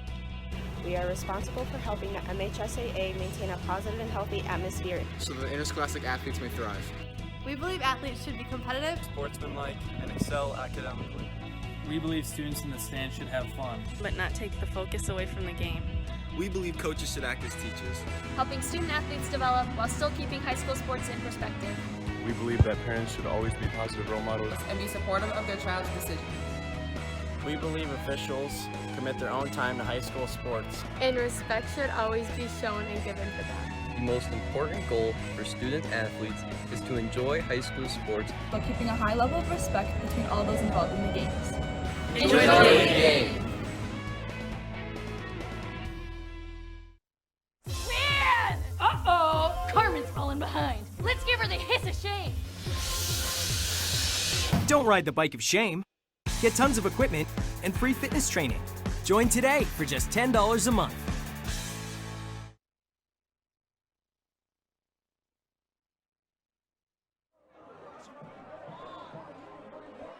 Beautiful sunset in Orchard Lake tonight. The Friday night clash has Orchard Lake St. Mary's up by a couple scores. My name's Chad Bush alongside Sam Stick Day. And lots of action in the first half. St. Mary's up 2 scores, Stick, and they got off with a fast start on their first drive. Yeah, on their first drive, it took a long time for get the ball on that first drive, but once they got it, boom, right away, big play. What was it, 83, 86 yards on that run, and it just kind of turned the whole momentum of the game because Harper Woods was controlling everything. The Aiden Boyle 86-yard run down to the 10. St. Mary's would power it in for a near touchdown here by Aiden Boyle, and then Jordan Cannon would finish off the drive, and what a drive it was for St. Mary's. 94 yards in a minute 46, and the touchdown for Jordan Cannon here, Stick. Yeah, big run, big power blocking. That's what St. Mary's done. You know, you're sending 2 lead blockers through the hole, plus you got the big guys up front. On the goal line, they're tough to stop. They sure are. And then Harper Woods came back, and we knew they wouldn't lay down, and George Port knows they won't lay down in the second half. But Harper Woods came back with a little bit of smoke of their own on this Christian Stokes 6-yard touchdown run to make it 14-8 after the 2-point conversion was in. Hey, he wasn't even touched on that play either. He's had his way pretty much with the St. Mary's defense. St. Mary's was just lucky to only let up 8 points, and then you see the great play here. Blown coverage, wide open, trusting in your young quarterback. You liked how he looked off the safety there and was able to throw it. It was a beautiful play. Braden Layden to Brennan Bochenik extra point was good. It's 21-8. That's how your first half ends. You look at the stats, St. Mary's 131 yards rushing, and just 78 passing yards, Stick, but that's a lot for this offense. Meanwhile, Harper Woods throws for over 100 and pretty balanced on offense with 85 yards rushing. Yeah, I would expect Harper Woods to kind of go unbalanced in the second half and really lean into their passing game, even though the rushing game has worked for them. And like you said, 78 yards passing, not that impressive, but for a St. Mary's offense, it's kind of more than they average. It's quite a bit. Yeah. So St. Mary's on top, 21-8. Second half action coming up from OLSM at Molesky Field.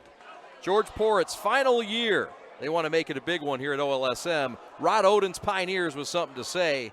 We're back for the second half right after this. The innocence of youth. Is there anything any better? High school and facing all the same challenges you faced. How to make friends. How to fit in, how to be cool. We want our children to have everything they'll need to live fulfilling and productive lives. Make sure the kids in your family are among the more than 300,000 participants here in Michigan who take part in high school sports. All right, this is Adam, take 2. Mark? I guess. I go like this.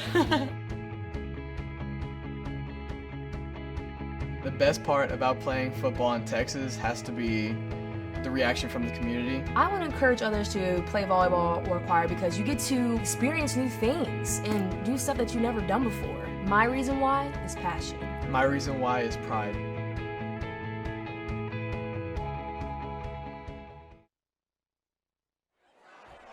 Well, Orchard Lake St. Mary's, the secret and the sauce. Well, how about loyalty and longevity? And George Porritt and his staff at the core of it.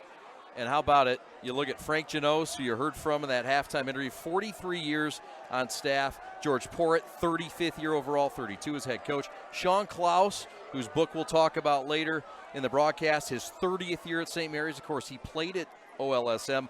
Don Buchanan, the offensive coordinator, 28th year. Don also does a great job for St. Mary's as their Director of Alumni Relations. And let's not forget about the support staff. How about Robin Goddard? 40 years. Wow. Robin showed up in 1980, 1981, and he hasn't left. And he's told a lot of people to leave, but he hasn't left. And nobody's going to ask him to leave because Robin does so much for St. Mary's. He captains that support staff, but there's more to thank. Rich Rychek, 31 years. Game day crowd control, longtime teacher. Len Karshnia, who we love, team statistician in football, the associate head coach in basketball, 30 years, and Annette Knight in her 15th year as the secretary under George Porritt. How about it? It's just amazing to have a staff that together for that long, and you see the results whenever you have consistency like that. I always talk about this too with NFL franchises, and you know the NFL franchises that have established head coaches. Packers, the Cowboys. Packers. You know, you're talking about the Steelers. You're talking about those teams have their coaches, and you have your system, and you let it work, and that's what they've done here, and it's worked. Yep, a lot of loyalty by George Porritt and his staff. But Porritt got here in 1986, of course, going for win number 275 tonight. Athletic director and head coach since 1989. 7 state titles. His first team in 1994 was under Diallo Johnson, Phil Lim, Dave Bowens, several and many, many others. And then his last state title in 2016. That was the pre-scored touchdown pass in the closing minutes.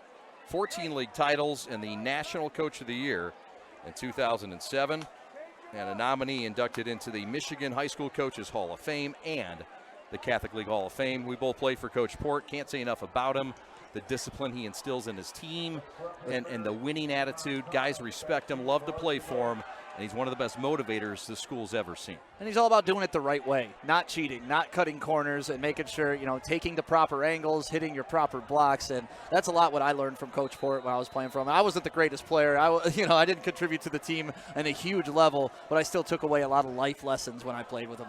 Now, indeed, we appreciate your service.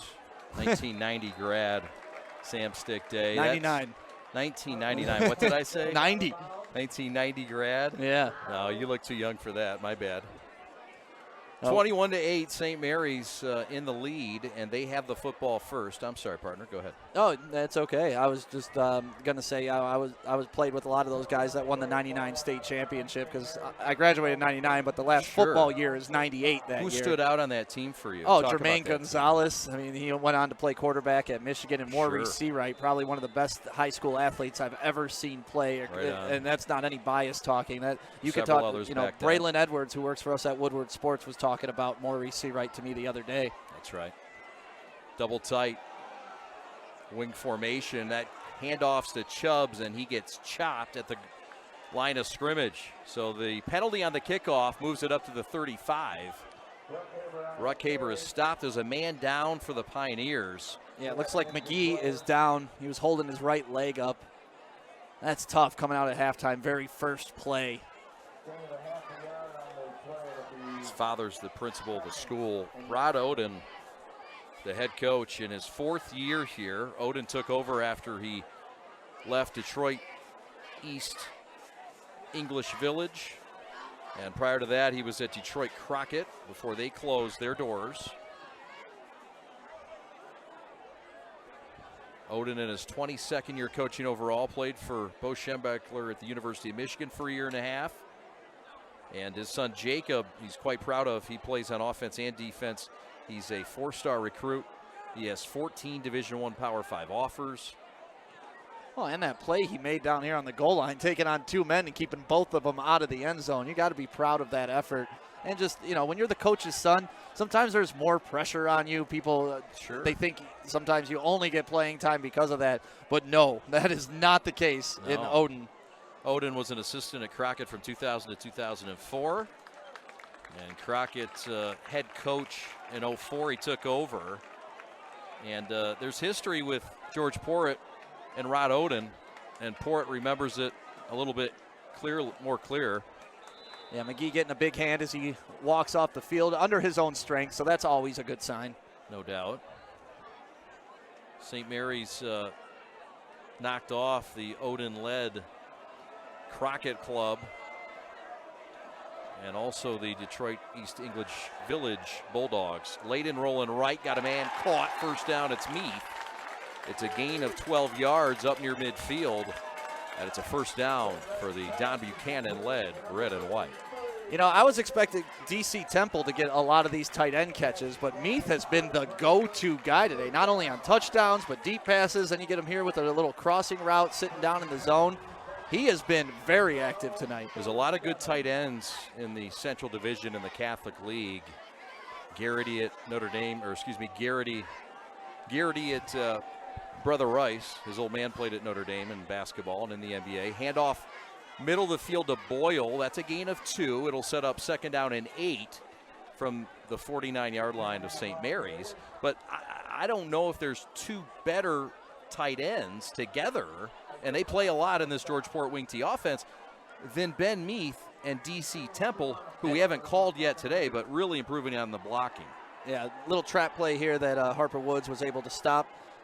And only a gain of 2 on that. But, yeah, back to your point, DC Temple, he's a big boy. He's a fast boy, and you expect to see him explode at some point tonight.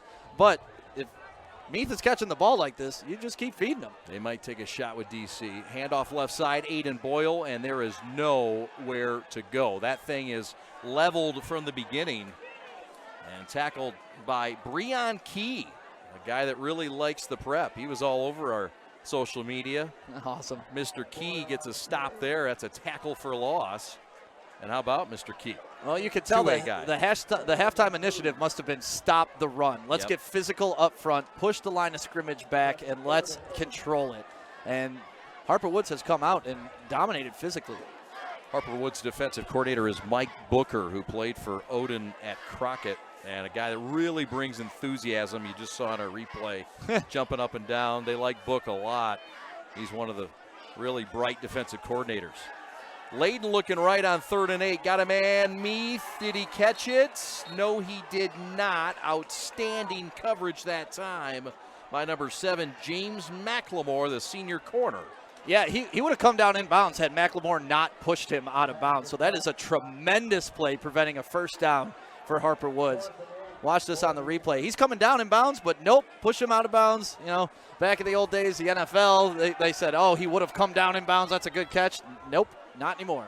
So St. Mary's has to punt for the first time tonight. 10:35 to go in the third quarter. The snapper is Brendan Dean. The punter is Noah Audia. He stands at his own 35. Audia with a fine week last week at Hudsonville. Kicks one here. It's short. It's inside the 30, and it's going to get touched at about the 27. And with 10:24 to go in the third quarter, a scoreless third so far. But how about Harper Woods and their defense and the adjustments they made stick on St. Mary's first possession? That was a big stop for them. I mean, if St. Mary's comes out and goes up 3 scores, you're in some trouble. But right now, you're back in the game. You know you can move the ball. We saw it all first half. They just haven't been able to put it in the end zone. Big drive here for Harper Woods. First drive of the second half. And going back to my points of the game, what do you do here? You keep slinging it. That's exactly what you have to do. And they have slung it all over the field tonight. Vinny is 11 of 18 in this game. Which at one point he was 10 of 13. So, yeah, you know, they're slowing down on the passing game. For just 104 yards. He's been averaging about 280 a game. So there's a burst up the gut. That's a healthy gainer. And let's take a look at how this thing's getting done, Stick, from high above Molesky Field. Yeah, and Zane Neeson on the tackle there too, and that was a big tackle because he's breaking that if this tackle isn't made. Look at all the red in front of him. I was going to say green. Who could fault you if you said green? Right. Ferris blowing open a hole. Under 10 minutes, Harper Woods on the move after the 7-yard gain on first down. Vinny Booth from midfield. Fakes the give, throws right side, and the pass is caught. Makes a couple man miss.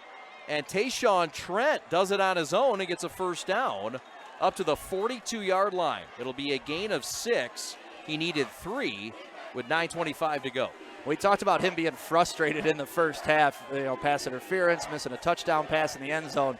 You could tell he was taking out some of that frustration on that play right there. He was not going to be brought down by 1 man, 2 man, or even 5. It took the whole team to get him down. No, and he broke the tackle there of Zane Nesson, who had him dead to rights for a short gain.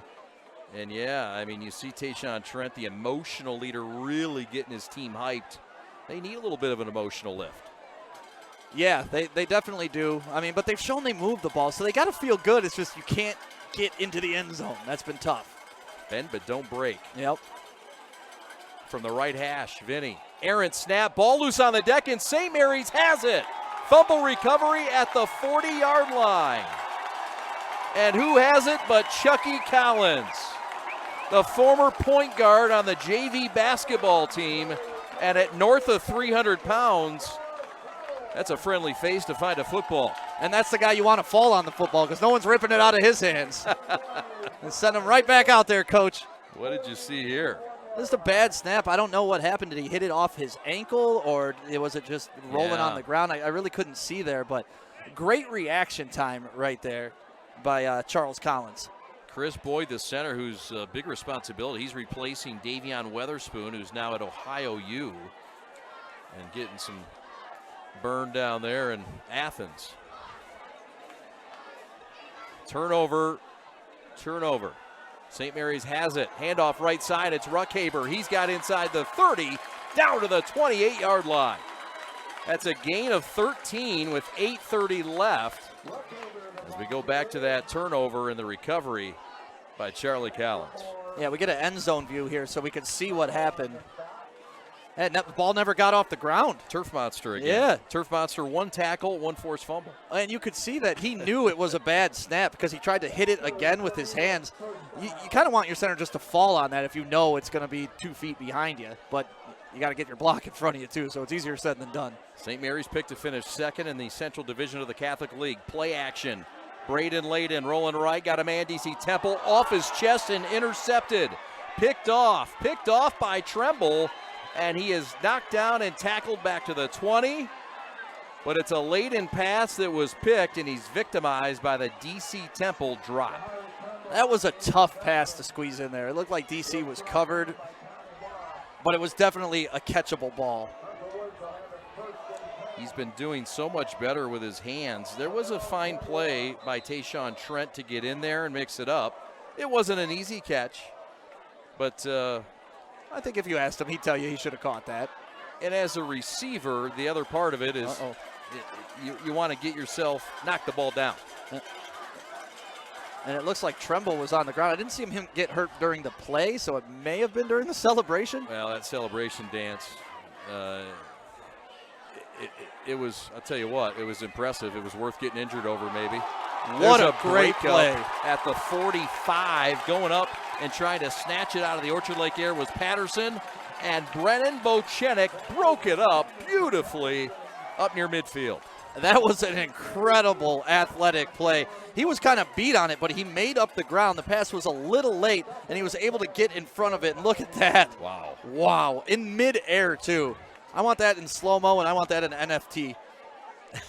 You're not asking for much. No. An experienced guy, very competitive, smart, confident. He's part of that group of knuckleheads. Frank Jano says, I call them the knuckleheads. It's my grandson. Oh, there you go. Along with Tyler Crockett and Carlson.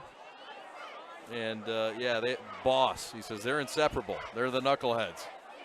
Well, I've never played on a winning team that wasn't best friends. That's right. They're a tight-knit group. There's a handoff right side, and this is a tackle for loss. It's going to be a loss of 1 on the play. And let's see what happened across the way to Tremble after the interception. He gets up. He gets friendly fired by his own teammate. Looks good here. I think it's a cramp. Yeah. Oh, forget that. Oh, he got laid out by 56. Pardon me. No, Chris he still Boyd. looked fine. Chris Boyd, the center. It's a cramp. And he comes over. I bet you there's a wind knocked out of him. You would forgive him if that's what happened. Yeah. I mean, Chris Boyd at 290 came up and smacked him in the midair. Well, I've been rolling on the ground like that before, and it was trying to catch your wind. Sure. You know. Either way. It Yeah. looks like he's okay now, I think, which is good. 3rd and 11. Big play here. Harper Woods. Booth back to pass. Pocket breaks down, rolling right. Tayshawn Trent caught, first down. He needed 11. He got 13. And it's across the 30 to the 32. What a great reception. He worked his way back to the ball, and that's what you want to see out of your wide receivers. If you flatten this route, it's going to be easy for the defender to get underneath it. But since he worked his way back, he was able to get in front of the defender, pull it down on the jump. Great catch. Came back to the ball. Yep, it's important. It's it really is. Very important. I like what you said there. And it's important for a guy to just do that instinctually. Yes. And it looks like he does that. And if not, he was taught well. I'm sure both. 6:20 left. St. Mary's up 2 scores. They were going in for the game-sealing drive and threw the interception. Back-to-back turnovers. Throw it down the middle of the field. Back to Tayshawn Trent, and it's knocked down by Crockett, the safety. Also in coverage back there was Carlson, and a fine defensive play by that secondary led by Deontay Allen, who's like a proud papa, clapping his hands together at the 30. And I bet you if you ask Tyler Crockett on that, he'd be a little disappointed that he didn't attack that ball when it was in the air. He kind of waited for it to get to him, and that could have been a pick. Look at you can see him right now. He's frustrated with himself. But that's okay. That's okay. Well, Frank Jano said, look, this kid has such high expectations of himself. Sometimes we got to watch him, but he really reads quarterbacks well, and tough, smart guy that loves challenges. And they said they really like him in cover 3. Handoff up the middle. Watch out.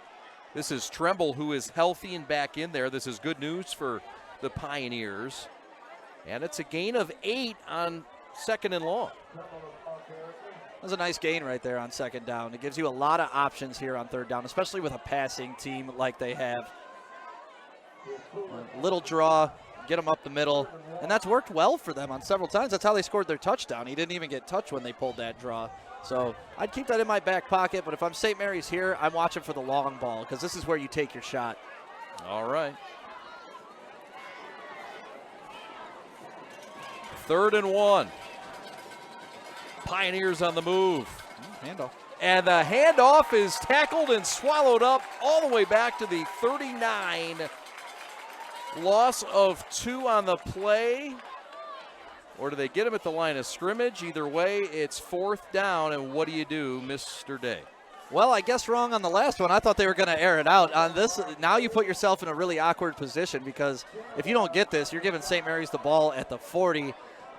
I would go for the punt here. You're still in control of the game, but Harper Woods is an aggressive team, and they're going for it. They are. With a wing backfield.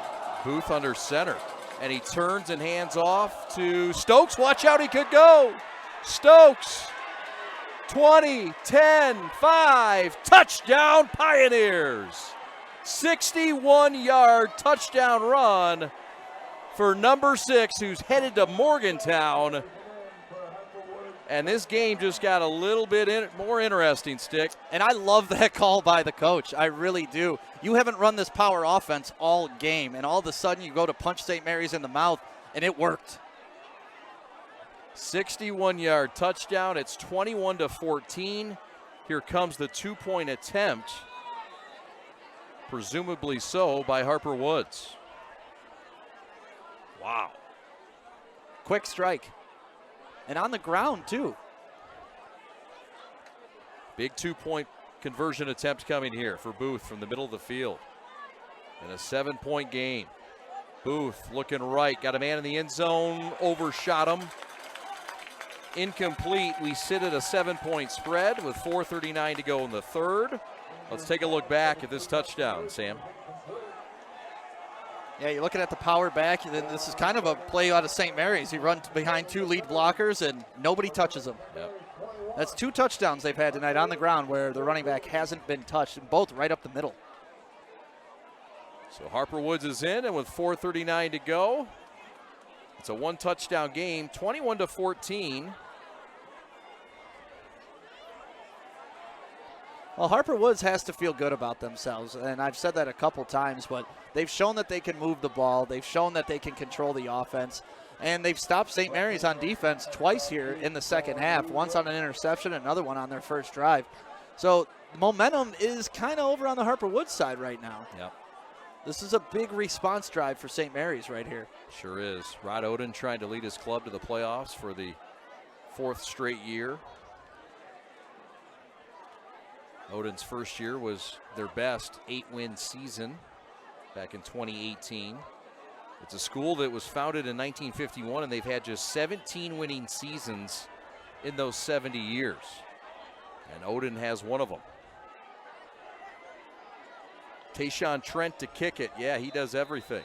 He was big on that drive with some clutch catches, and he'll kick it off from his own 40. Ruckhaber back along with a freshman Thomas.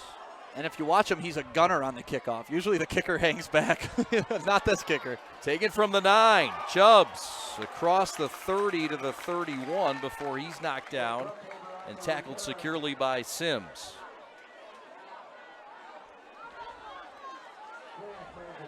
We want to thank our sponsor, the Lodge Grill and Bar on Orchard Lake Road in Kego Harbor, just up the street.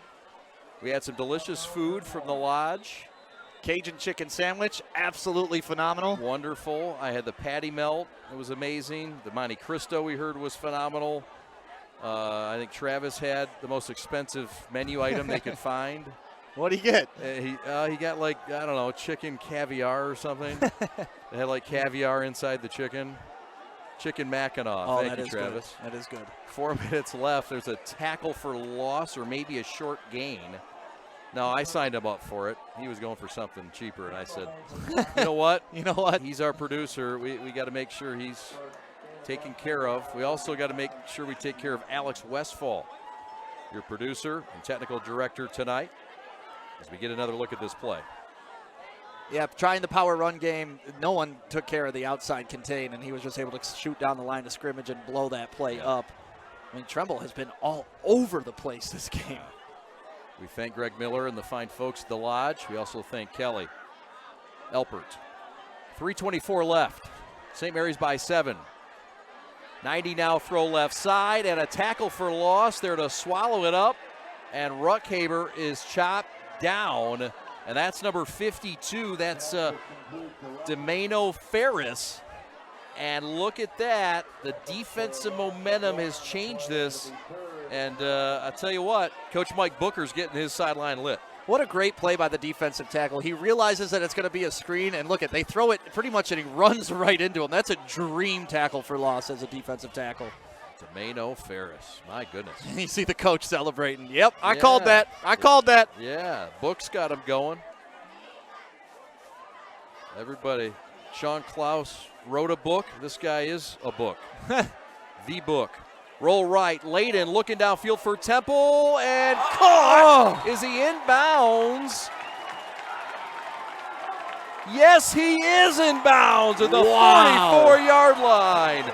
D.C. Temple with a snatch at the 44. How about this catch?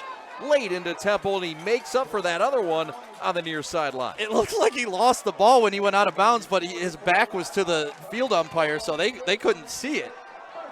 But great timing on this. But watch and see if the ball comes out. Maybe. No instant replay. Sometimes you're better to be lucky than good, you know. Yeah, Rod Oden called a timeout to get a better look. We got the look you need, Coach, but there's no instant replay. But we've got instant replay, and we'll show it to you here. Yeah, when I saw it in real time, I could see the ball hit the ground. He high points it. That's great. But going to the ground. I think he's out, yeah. But I tell you what, that's a lot closer than I thought. He caught it, pulled it in, took it to the ground, and there are some variants there that the Calvin Johnson rule. Yes, yes.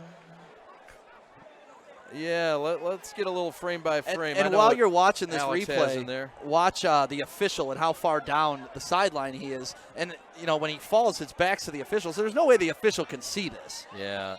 You see Temple go up. What a catch either. I mean, the effort in the play is phenomenal either way. He goes over Oden, brings it down. The foot is out. Yeah, the foot's out and the ball's out. But the player was laying on the ground, so the umpire couldn't see the foot. Sure, the line judge. This is how tough it is. Right. Our officials have done really a phenomenal job tonight. I'm not just saying that. I know it's cliche, but they've been phenomenal. No argument from either coach. Well, I don't they think don't you'd have see the one shot from the we St. have. Mary's sideline. We won't. Yeah. So here we go. It's a catch. It's a first down. The ball's at the 45. 2:28 left. Third down. Layden, inside give. Tommy Boss powers his way up the middle. It's a gain of 5 to the 39.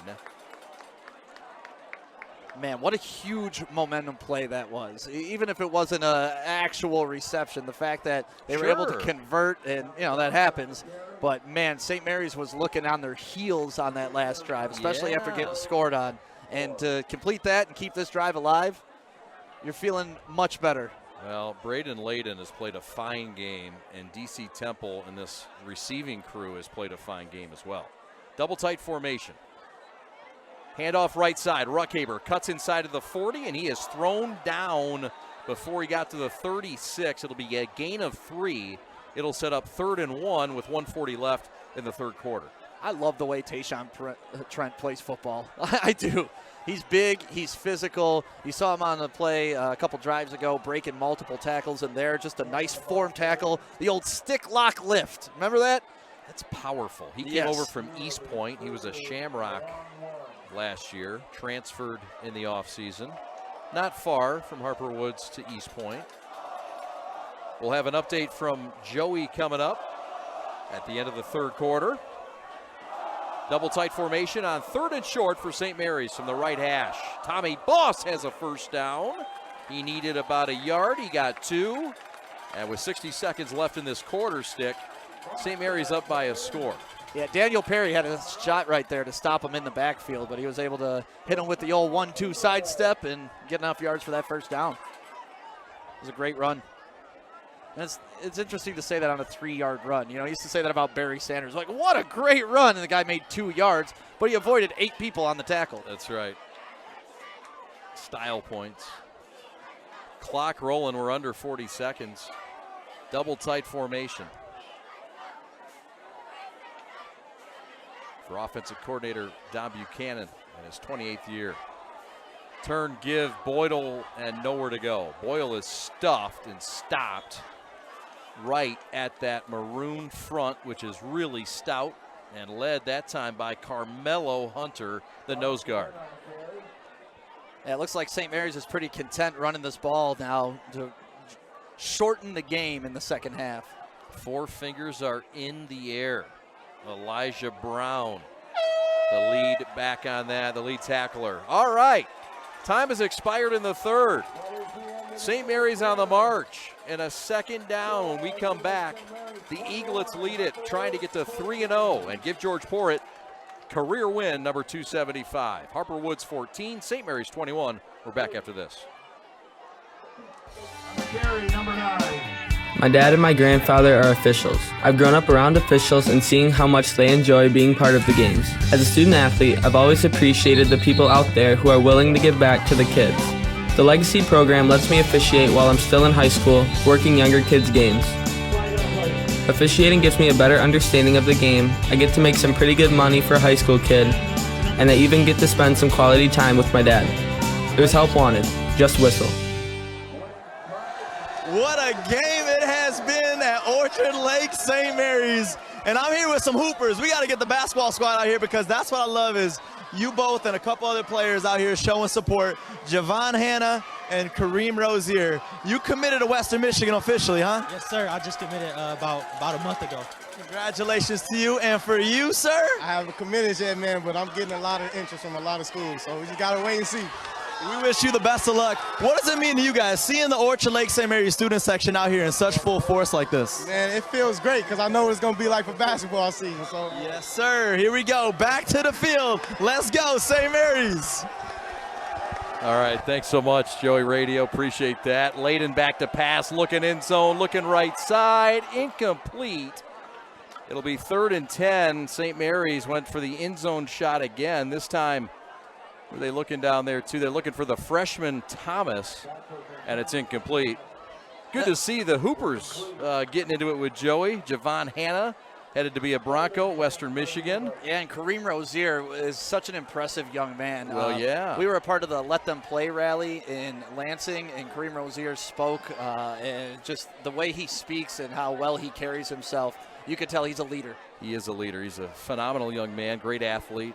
Did get offers from Toledo and Duquesne a couple weeks ago, and more are coming, trust me. There's a timeout on the field. We'll take it with them. 11:55 to go here in the fourth quarter. St. Mary's in a big third down. When we come back, they're up by 7.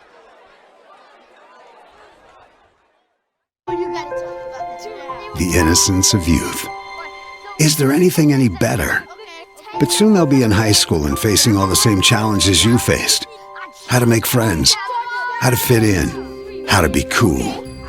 We want our children to have everything they'll need to live fulfilling and productive lives. Make sure the kids in your family are among the more than 300,000 participants here in Michigan who take part in high school sports. Welcome back. Orchard Lake St. Mary's leads it 21-14 on our Week 3 Friday night clash. While we have a moment, we do want to pass along our condolences. Shirley Simon passed away last Saturday, the grandmother of Orchard Lake St. Mary's 2011 grad Albert Karshnia, and Orchard Lake St. Mary's associate head basketball coach Len Karshnia, who's the team statistician. Shirley passed away last Saturday, and condolences to her daughter Michelle, Albert and Veronica's mother, and Len's wife. Great supporters of this school and program. Shirley Simon won't ever be forgotten. Back to the action. St. Mary's is sacked on 3rd and 10, and that's back to the 38-yard line. Yeah, Christian Stokes making a huge play there. But I also like that play out of St. Mary's quarterback. You don't want to force this right now. You have the lead. You're in their territory. You don't need to make a play. You can rely on your defense, but what a great sack. How about Stokes tonight? Touchdown. Touchdowns, plural. There's a kick that's going to hit inside the 10. And how about it? Nice kick by the young man, Noah Audia, who was much improved in week 2 at Hudsonville. And Audia with a nice punt. You want to get it inside the 10. And the young man, Audia, did just that. Yeah, it was interesting. He's got like kind of a drop kick to it too. Most people hold it out in front of him. He let that ball almost hit the ground. There is a flag on the field. It is on Harper Woods. It's illegal participation. And so this thing's going to go back. Look at this punt. Is that an automatic first down? I believe. By the St. Mary's sidelines, it looks like it is. It is. I think it is. Wow, it is a first down St. Mary's. Wow, what a huge Too many men mistake. on the field. Wow. 12 men on the field. We'll try to get another look at that, but St. Mary's has a first down, automatic first down. I think it's a 10-yard penalty, and they were right at it maybe for the first down, or I don't know if it's an automatic first down. But either way, another break for St. Mary's in the second half, and they need to take advantage of it here.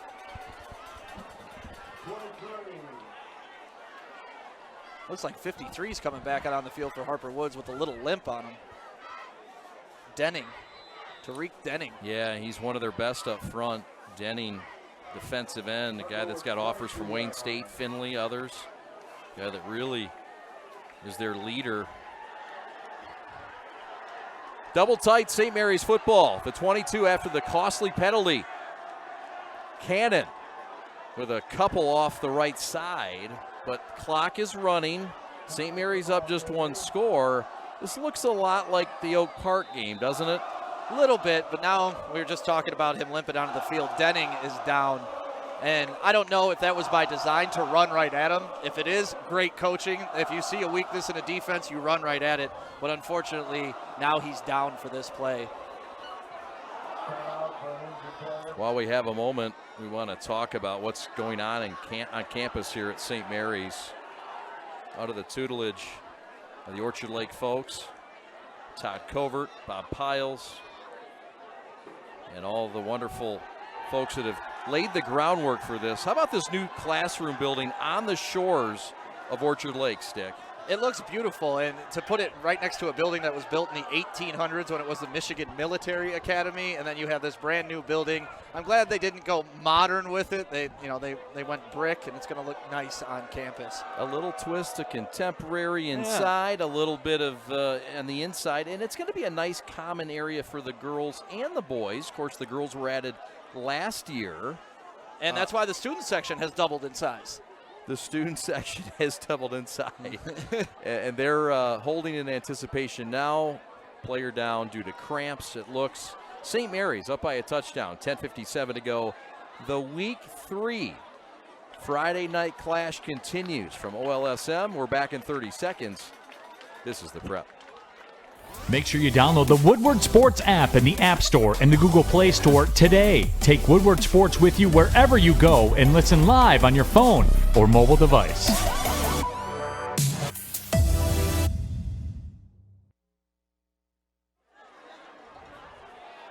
Welcome back. 2nd and 7 for St. Mary's from the 19 of Harper Woods.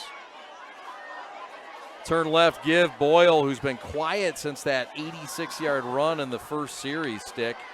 How about that Harper Woods defensive front? They've really been stout, especially in the second half, limiting St. Mary's rushing the football.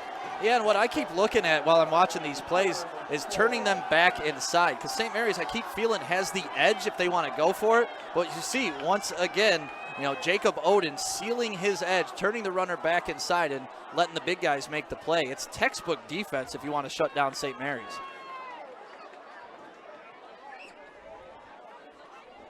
So St. Mary's on the move. Big 3rd and 4 from the 17. Big rusher tonight is Boyle. He has 112 yards on the ground.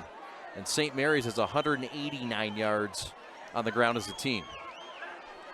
3rd and 4, handoff left side. This is Boyle behind a block, and he's knocked down short of the first down. He's about a yard and maybe and a half, yard and a half short. And what do you do here? St. Mary's does have a kicker that made the 23-yarder, Ryan Kirk, back last week against Hudsonville. Hey, I don't see the kicker coming out on the field, but that would be my play. You want to go up 2 scores here. There's 9 minutes left in the game. The clock is running. But it looks like St. Mary's trusts their offense, trusts their quarterback, and George Porritt's going for it. 4th and 1 for St. Mary's. And it does look like they're going for it. You watch the hard count. I was just going to say that. Do you do the hard count just to try to get them off? If you're Harper Woods, you got to watch it. Double tight. Layden on a 4th and 2 or 1. Handoff. Cannon has it through the middle. Touchdown, Eaglets! Jordan Cannon, 4th touchdown of the year and his 2nd of the game. And the Eaglets lead it 27-14. That is trust in your offensive line and trust in your play calling. And you know what that looked like? It looked like Harper Woods. That's exactly what it looked like. A run right up the middle, nobody touches you, 2 lead blockers, and a touchdown. That's how Harper Woods scored twice tonight. Now St. Mary's kind of gives it back to him. 14-yard touchdown run for Jordan Cannon, his 2nd of the game. He opened the scoring, and with 9:10 to go, he puts his team up by 2 scores. He just looks like a football player. Like the way he wears his uniform, you know, some guys just, they're like, okay, that's a football player. Weymouth holds it, and Kirk pops it through. 28-14 on the Jordan Cannon senior captain touchdown run. Nothing sexy, just that wishbone and blown open by that right side, which has been so reliable stick for St. Mary's this year. But how did he get through that crease? That's what I'm asking. Charles Collins blocking. You got Whalen and Rounds holding down that right side. And if you're Coach Porritt, obviously that's where his confidence is to go for it on 4th and 2 right there to make it happen. 28-14. St. Mary's has rushed their way to over 200 yards in this game on 25 carries. That has been the difference. They've been able to get some big pops. Yeah, Harper Woods has stopped them for 1, 2, 3 yards, but St. Mary's has had the big burst plays in the run game and unexpectedly in the pass game today. Yeah, the passing has really been impressive for St. Mary's. It's evolved since week 1. You know, we were here week 1, and it was not at that level. Ramonte House to take it from his own 8-yard line. Has some running room to the 30. Watch out, 40. Flag down up to the 50. Tackled by the kicker, Ryan Kirk. But there is a flag down, and this thing's coming back. It's holding on Harper Woods. But Tayshawn Trent, once again, showing you what kind of athlete he is. That block that he threw flattened the St. Mary's kid. Unfortunately, this is coming back, but man, if I'm Trent, I'm putting that on one of my highlight reels and sending it out. What a great block. Yeah, and a guy that's willing to play on special teams. Right. I mean, that alone is a star player. I mean, he's your star player, and he's willing to put his body on the line on special teams. Like, those are the guys, like, that's how you build a great culture. Look at him come out. Boom. Yeah, Ramonte House with a nice return thanks to the solid blocking. And Ryan Kirk, give him some love. Anytime a kicker makes a tackle, including maybe a touchdown-saving tackle, you got to give him some love. How about T. Kirk? Yeah, and if you're on the sideline for Harper Woods, you're giving your guy a little bit of a nudge, too, saying, hey, you can't get tackled by the kicker. 9 minutes left. 9 minutes left in this one. Harper Woods in a must-score possession. 28-14, they're on top. Motion left to right. The give is to Stokes up the middle. He has a healthy gain, 10 yards and more. Across his feet to the 50, to the 40, to the 35. They may never get him up to the 20-yard line before he's forced out of bounds by Carlson. But how about that gain inside the 20?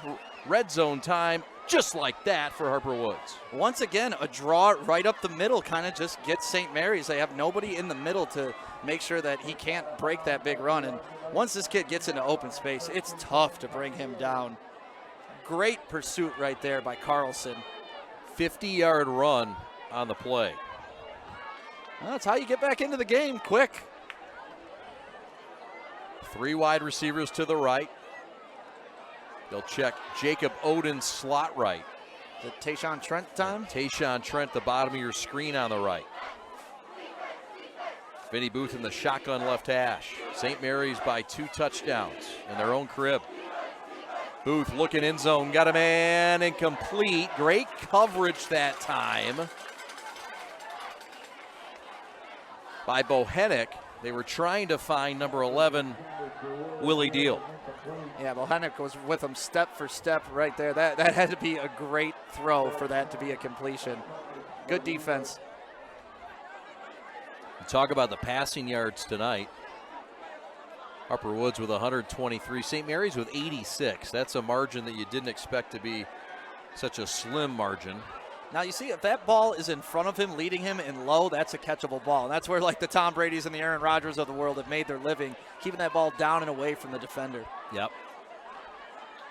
5 catches for Patterson to lead the way for this crew tonight, 3 for Willie Deal. 2nd and 10 from the 19 of St. Mary's. Vinny, all kinds of time, looking left, and he is popped, and the ball's loose. That is Owen Teichner, one of the defensive backs, and he is an emotional leader for this team and a big play guy, and Ramonte House might have got the wind knocked out of him. Yeah, you're seeing both 15s for both teams hitting hard tonight and playing fast. That's right. Timeout on the field, 8:41 to go. St. Mary's up 2 scores. We're back to Orchard Lake after this in the Friday night clash. Man! Uh-oh! Carmen's falling behind. Let's give her the hiss of shame. Don't ride the bike of shame. Get tons of equipment and free fitness training. Join today for just $10 a month. Make sure you download the Woodward Sports app in the App Store and the Google Play Store today. Take Woodward Sports with you wherever you go and listen live on your phone or mobile device.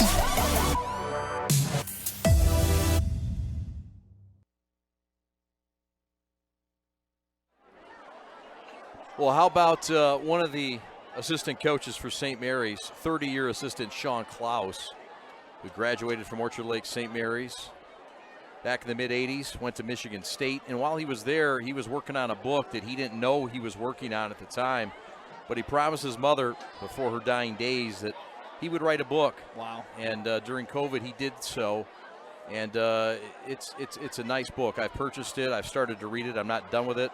I'm a slow reader. Be patient with me. But Walk On But Never Alone by Sean Klaus, the offensive line coach for Orchard Lake St. Mary's and defensive line coach. He's been a teacher here. He's worked in the dorms. He's coached both of us. Yes. And his brother Tim was my freshman coach, and Sean Klaus was my earth science coach or earth science teacher. Sure. And just a great guy, humble guy. He loves his kids. He loves football, and Klaus has been nothing but a stand-up man the entire time I've known him. Yeah, and his book is Walk On But Never Alone, an untold narrative of a lonely college football walk-on. And Klaus was a walk-on and made the use of his time. And we commend Sean Klaus's book. Check it out. It's online, and you can get it through Amazon et al. And it's on sale on Kindle right now, too. Yes. There you go. You're his agent, aren't you? I will be. All right. If Klaus is writing books, I'll be his agent. I heard it's selling. I bought it at the St. Mary's bookstore. I know you can buy it other places. But anyway, Sean Klaus, one of the greats and part of that longevity at St. Mary's. An outstanding human being and line coach. All right.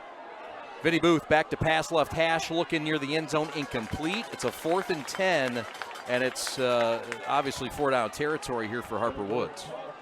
Yeah, and it's interesting. Ever since they got to the 20-yard line, they've kind of abandoned the run and just taken end zone shot after end zone shot after end zone shot, which is fine, but what got you here was running the ball right up the middle.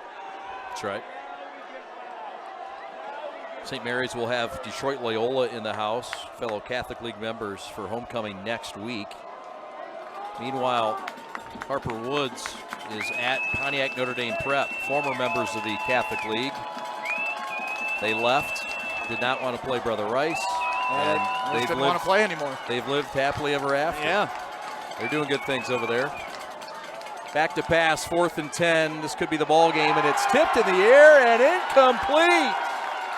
Oh, the tip. That had big play written all over it, too. That was a great play call because St. Mary's is going to be aggressive because you think they're going for the end zone. But DC Temple being all 6'6", putting those arms in the air dang near 9 feet. That was a great, great defensive play right there. Oh, DC Temple getting better as a football player by the game and by the play. Just 3 years of playing football. He's raw. And Central Michigan's getting a steal. And DC Temple, who committed a couple months ago and will be a Chippewa, fire up. Kind of a little J.J. Watt mentality right there. Go to Central, you know, get your feet under you, get your strength, and then next thing you know, you transfer to the Big Ten, and there you go. Yeah, well, yeah. Not to slight Central's program I at all. don't know if Albert Karshia is going to be happy about your progression plan, but I'm sure it's a compliment to what DC Temple's about to do. Yes. Albert Karshia, a 2011 grad of Orchard Lake St. Mary's, is the director of personnel at CMU. He's the son of St. Mary's legend Len Karshia. And we told you before about the passing of his grandmother, but Karshia is a rising executive in college football, and that could go on to college or pro, but he's one of St. Mary's proud sons, and he's doing great things in Mount Pleasant. And they got a nice thing going. They almost beat Missouri last week down in Missouri. 7:50 to go here in the fourth. 2-touchdown lead for St. Mary's. And on 2nd and 7, 3 yards in a cloud of dust continues for George Porritt's offense. Keep that clock running and give us a 3rd and short. Tommy Boss gets fed this time. Yeah, this is where St. Mary's gets really tough because as we've talked about, their bread and butter is just running the ball, dragging the clock. They have a 2-score lead, 7 minutes left. So you're thinking if you're Harper Woods, you're going to be lucky to get 1 possession, let alone 2. So they need to get a turnover here, and they need to cause some disruption.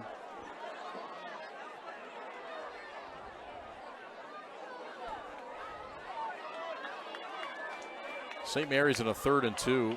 They got Harper Woods right where they want them, and now they got an even better scenario. Offsides is Elijah Brown, the center 3 technique. St. Mary's gets a 1st down at the 7-minute mark using their heads. Yeah, St. Mary's, I mean, you can't give them a free 1st down like that because you're essentially giving them, what, another 3-4 minutes off the clock? So you're really putting yourself into it. Clock rolling, 1st and 10 at the 32.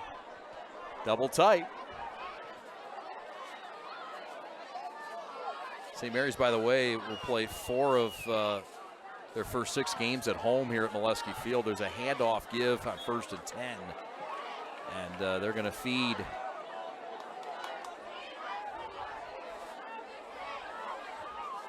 Tommy Boss.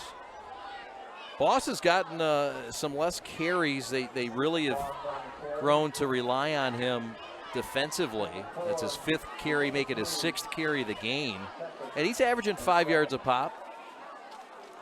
But the guy carrying the loaf tonight, Aiden Boyle, 9 carries for 116 yards. That's 13 yards a carry. That 85-yarder helped his average out a lot, but hey, he's done the job. 85 yards, 1 carry, kind of helps you. Yep. Ball's loose on the deck and recovered by Harper Woods. Aiden Boyle coughs up that pill on the red turf, and it's turnover time for Harper Woods. They've coughed it up twice. They'll get one back here with this forced fumble. How about it? And that is exactly what you did not want to happen if you're Orchard Lake St. Mary's, and exactly what you wanted to happen if you're Harper Woods. Hartsfield laying on that, getting the turnover, and just an amazing turn of events because now they're actually back in the game, Chad. That's right. You know, we were talking about how St. Mary's could run out the clock almost down to the 2 minutes, but now with this high-powered offense, they could score with 5:30 left, and we got a game. Yeah, and we got to give props to Willie Powell, the sophomore linebacker, who's a beast, who forced that fumble. So here we go. Vinny Booth turns, gives Stokes, bouncing outside, back inside, back to the line of scrimmage, gain of 0.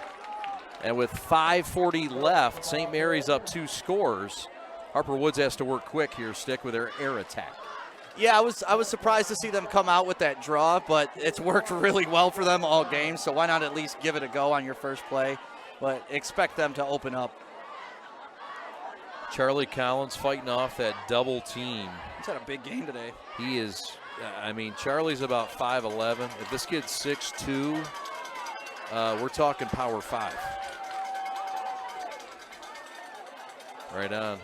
Handoff up the middle, Stokes. He's going to have 5, and George Porritt and Frank Janos are really happy to give up 5 yards with a running clock. Rod Oden's got to think about putting this thing to the air. The clock has stopped. We have a timeout. Yeah, substitution. Joe Janda's helmet came off. Okay. And St. Mary's will check into the lineup Skylar Bonner, the sophomore reserve linebacker. That helps Harper Woods a little bit. It does. He's going to be trusted in coverage here. 3rd down and 5 to go from the 33-yard line. Booth from the right hash. Looking left, has time, looks end zone. Incomplete, broken up by Bohenick, who will flex on that play. Broken up post pattern. That's a nice PBU. What tremendous athleticism we've seen out of him all night long. And not only has he broken up plays in the middle of the field, but to break up that play in the end zone. And I thought this was going to be a touchdown. Yeah, they tried to sucker him into the 90 now pass in the left hash. Yeah, Patterson had a step on him, but this is kind of what we were talking about earlier. See how he kept the angle going towards? Yes. He didn't flatten out. If he flattens out and goes in front of the defender, that was a touchdown. Much like a center fielder going to the ball in baseball. Yep. A wide receiver's route can really dictate what happens. If he flattens that route, it's a touchdown. That's right. 4th and 5. This could be it for Harper Woods. They're down 2 scores from the 33. Booth looking right, got a man caught, nearly intercepted, and now incomplete. Nearly intercepted by Carlson. Trent had it, but he was out of bounds. Not enough room. Turnover on downs for the 3rd time tonight. Stand up OLSM defense. I think Carlson's eyes got about this big when he saw all that red in front of him and nobody around him. And he just didn't catch the ball. That was possibly a pick 6. Let's get another look at this. A couple possessions, a couple times. Vinny had his right guy. Oh, yeah. Jumped the route, and didn't matter if Trent caught it, dropped it. It was going back to St. Mary's either way. So here they have it with 4:28 to go. It looks like a secure lead. Doubling up the Harper Woods Pioneers of the Metro Conference, comprised of 6 public schools and 4 charter schools. Harper Woods will move to the OAA next year, Stick. And interesting that they move from Harper Woods, right, which is in which county? I believe Wayne. Yes. Yep. And they're going to which county conference? The Oakland Athletic. Yes. Yes. And can you explain this? How did Mr. Oden pull this coup? I like it, though, because they've had trouble scheduling games. And, you know, you want your built-in schedule. You don't want to have to travel all over, play these random teams. And, you know, what's in the name, right? The Big Ten has more than 10 players. That's right. And you have to give Harper Woods credit. They are almost an honorary member of the Central Division. They were scheduled to play St. Mary's last year, but the COVID schedule forced that game to be postponed. It was never played, and so this is the first meeting all time between these two schools as we get a look at that last pass play. Nearly picked, and then great concentration by Trent, but out of bounds. And the Eaglets got it back, and here they are. That could have been a catch, but like you said, I don't think it was enough for a first down regardless. No. So OAA, and they'll play, perhaps there's rumors that the OAA North, or the white or the blue is a good fit. St. Mary's handoff up the middle with 3:10 to go, in control, up 2 scores on Harper Woods, who came in 2-0. St. Mary's is looking pretty good to get into homecoming next Friday night here at Molesky Field. Going 3-0, undefeated against Loyola. Yeah, and we found out who was a big fan of Loyola when we did the Loyola playoff game this year. George Blaha, which was last amazing. Year. Yeah, last year. Actually, it was this year. Yeah, it was January, wasn't it? It was in January. Yeah, the playoffs got a little wonky this year with COVID. St. Mary's will take on De La Salle after their homecoming matchup next week at home. They'll hit the road for the first time and go to Tom Adams Field. Handoff left side. And here we go. Boyle to the 10-5. They'll never get him. Touchdown, Eaglets. There is a flag down. And we'll have to take a look here. I think it's coming back. Looks like holding. Yep, it is. And it negates a 52-yard touchdown run for Aiden Boyle that would have added to his gaudy total already. A nice look at the run. We'll see if we can see the hold and where it was. Yeah. Couldn't see it on that replay. Thought it was on whoever was blocking number 42, I thought got the hold appropriately enough. So back it goes. So back to St. Mary's schedule, if we can take a look at that again. It's Loyola next week for homecoming. And then the big test against De La Salle, who is ranked in our top 10 and Scott Bernstein's prep top 25. Yeah, that'll be a nice game. And St. Mary's then gets into the Central Division. They'll take on Brother Rice in our Week 6 battle. We'll do one more St. Mary's game. Yeah, and that's going to be an interesting game for Joey because Joey went to Brother Rice, I went to St. Mary's, and it's always we'll have a little wager going in on that game. Yes, it is. Boyle is across the 45 to the 49. Let's take another look at this holding call stick on that 52-yard touchdown for the moment. On the pulling guard. Yeah. Joe Janda. Yeah, tough call. Tough call. Must have grabbed some jersey on the inside that we couldn't see from that angle. Sure. Crowd getting excited.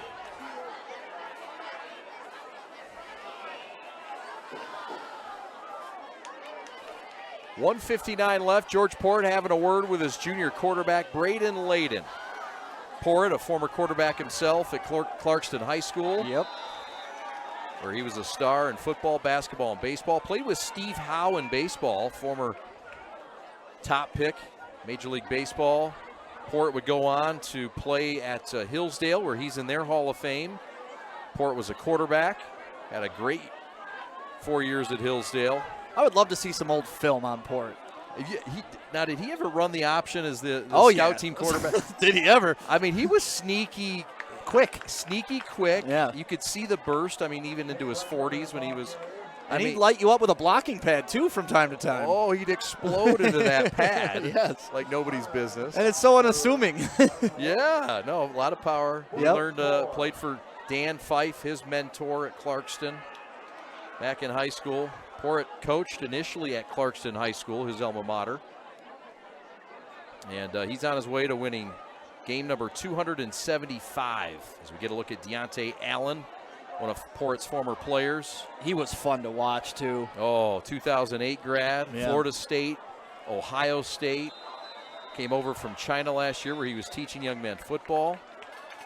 Yeah, you want to talk about speed? Deontay Allen had speed. Burning speed. Rod Oden earlier this week had some nice things to say about George Porritt, talking about him being a Hall of Famer, one of the best coaches in the state, honored his state titles. And he says, I've just been watching from afar and the longevity that he has. You just know that he's done things the right way.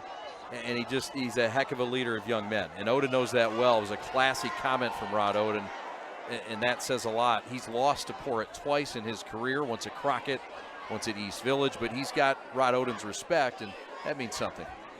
Yeah, it definitely does. When you have the respect of your peers, not only the kids that you coach, obviously you want their respect, the respect of your peers and acknowledging how you are raising these young men and how you're offering them more than just football. Because that's what it's really all about. It's more than just football. Because like I said earlier, I was not a big part of the team at all, but the life lessons I took out of Coach Porritt and the way he talked and the way he just expressed how you need to operate day by day. That's right. Yeah. Yeah, the discipline. Yep. He was a master of that, amongst many other things. 4th and 4, St. Mary's will punt. And Audia hangs one high and nice spiral. It's going to roll inside the 10, down to the goal line. And did they get that thing on the 1? 36 was in the end zone when he touched it. Oh, man, good hustle down there. Oh, the Eaglet. The Eaglet thought there were some things. We get a look at Chad Abule down there. Oh, Holly good. Abule. Good to see Chad. Oakland County Sheriff. Chad graduated with me in '94. And good to see Chad down there serving the county, one of his finest. Several nephews, and of course the great Jack LeBlanc is his grandfather, the founder of the St. Mary's rowing program. 52 seconds left. Harper Woods football. Harper Woods, we mentioned they'll take on Pontiac Notre Dame Prep next week. They're 2-0. And Pontiac Notre Dame Prep is playing Loyola tonight, St. Mary's opponent, next Friday night. Here we go, 52 seconds left before we put a bow on this show. St. Mary's up 2 touchdowns. They've limited an offense in Harper Woods that came in averaging 56 points a game to just 14. There's a throw downfield, and that ball is up, and that ball is caught at the 25-yard line. There's a flag down back at the line of scrimmage, and this thing is indeed coming back. But we've had some big plays called back tonight. Yeah, Justin Johnson, lineman for Harper Woods, he had a pancake block there and just kind of laid on his guy. So I'm not sure if that's what they were calling, but yep, that's who it's on. Oh, they're picking it up. Oh, they're waving the flag off. Oh, all right. They're going to pick that up. You're going to give our statistician, Jamie Janssen, a headache. Jamie says, wait a minute. I just deleted that pass. Just deleted that pass. By the way, I want to thank our fine crew tonight. Great crew. Awesome crew. We got James Ferris on videography, Julia Pisano on photography, Steve Rhoda high above the end zone on camera, Chase Kaufman on camera, Rob Sarna also on camera with us to our right, Kyle Buchanan. Back to pass. Vinny's got a Tayshawn Trent completion to the 18. That'll be a gain of about 8 yards with 31 seconds left and time winding down for Harper Woods. Want to thank Evan Westfall. On scoreboard, Ali Hadi. Pat Bush on stats, Jamie Janssen on stats, also your associate producer tonight. Travis Childress, your co-producer and also on graphics. Alex Westfall, your technical producer and co-producer tonight. Joey Nemu on sidelines, and my partner Sam Stick Day to my left. My name's Chad Bush. It's been a great Week 3 Friday Night Clash. Thank you for being a part of it. Booth on a 2nd and 3, rolling right, 2 wide, near side. And Harper Woods, hey, look, this is a team in Division III Stick that's going to have a lot of weapons. Time to credit this St. Mary's defense, I guess, that gave up just 2 touchdowns tonight and caused a couple turnovers. This offense averaged 56.5 points per game. Yeah, and some of the schemes that St. Mary's was running, when I was looking at them, it really didn't make sense. They would have 2 guys guarding 3, but they were able to pull back and contain. That's what they did. They just contained all night. The upcoming schedule for Harper Woods, the Pioneers will take on Notre Dame Prep, as we told you, next week. Then Country Day. Yeah, Rod Oden shies away from nobody. They'll keep playing teams in the Catholic League Central Division. Says we got to schedule 5-6 games a year. It's miserable. Nobody wants to play us. They're a small Class A Division III. There's a tackle for loss by Janda, along with his brother. That's the Janda sandwich. Looks like Stokes is down now, though. Joe and Josh. You ever had a Janda sandwich? I can't say I have. There is a man down, and with that. I've had Permenti brothers. Yeah, let's get him on as a sponsor. You got all these sponsors for us now. We Listen, got some the targets. best sandwich I've had today is from the Lodge by far. Yeah? Yeah. And what sandwich again did you have? I had that Cajun chicken with the bacon on it, little cheese on it. Greg Miller's been making that for about 30 years up there. He's perfected it. Christian Stokes is walking off under his own power. There's 2 seconds left. This game's about to expire. It's 4th and 3. There's going to be 1 play left. So what do you do here if you're Harper? Oh, they reset the clock. There's 20 left. Oh, okay. So I was going to say, with 3 seconds left, what do? You take the knee and just kind of concede, or, I think no. I think you go for it. It's a play to practice, right? You get 1 play left. You go. You run your play. And let's be honest, 28-22 or 21 sounds a lot better in the newspaper than 28-14. It definitely looks better. It looks better. We'll know the story. It was a dominant St. Mary's effort in this game.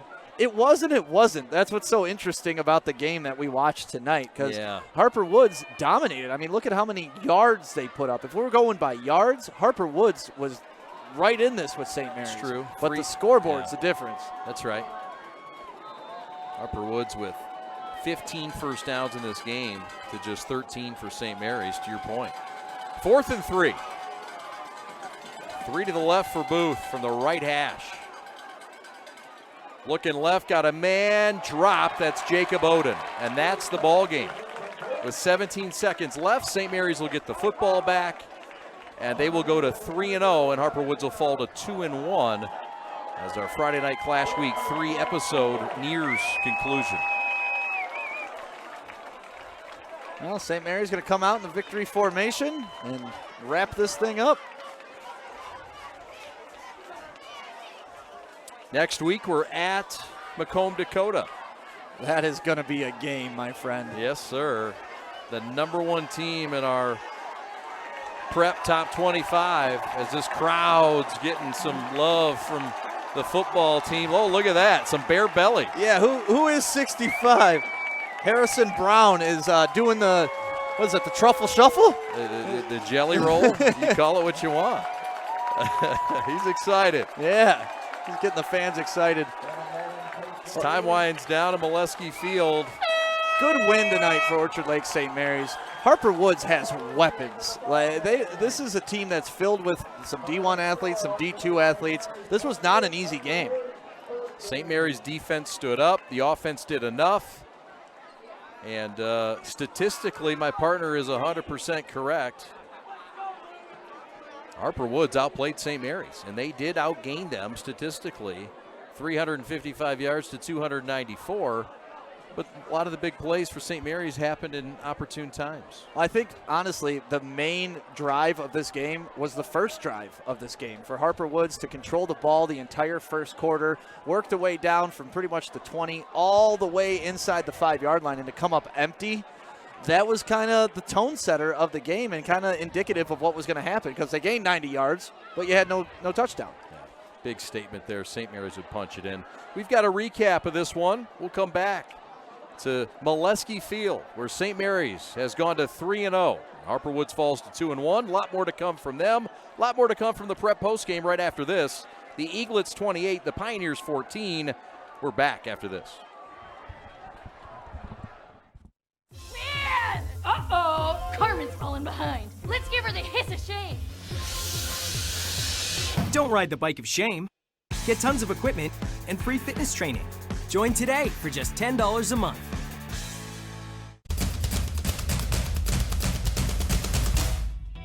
As the voice of Michigan student athletes, the Student Advisory Council's role is to convey the message of how high school sports are supposed to be played.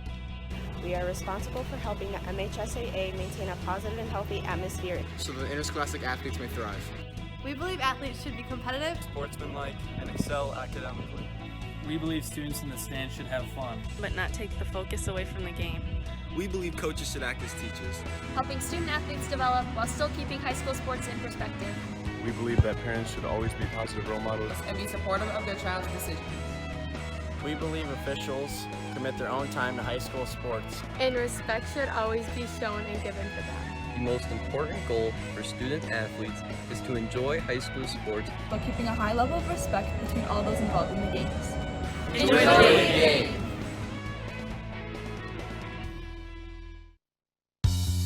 There's just one place where students are students first, and athletics are played with purpose and perspective.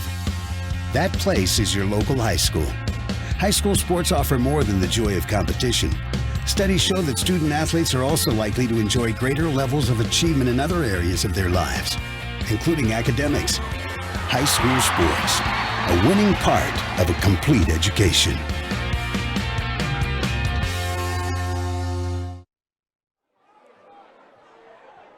Welcome back to Molesky Field. Orchard Lake St. Mary's wins this game 28-14 over Harper Woods.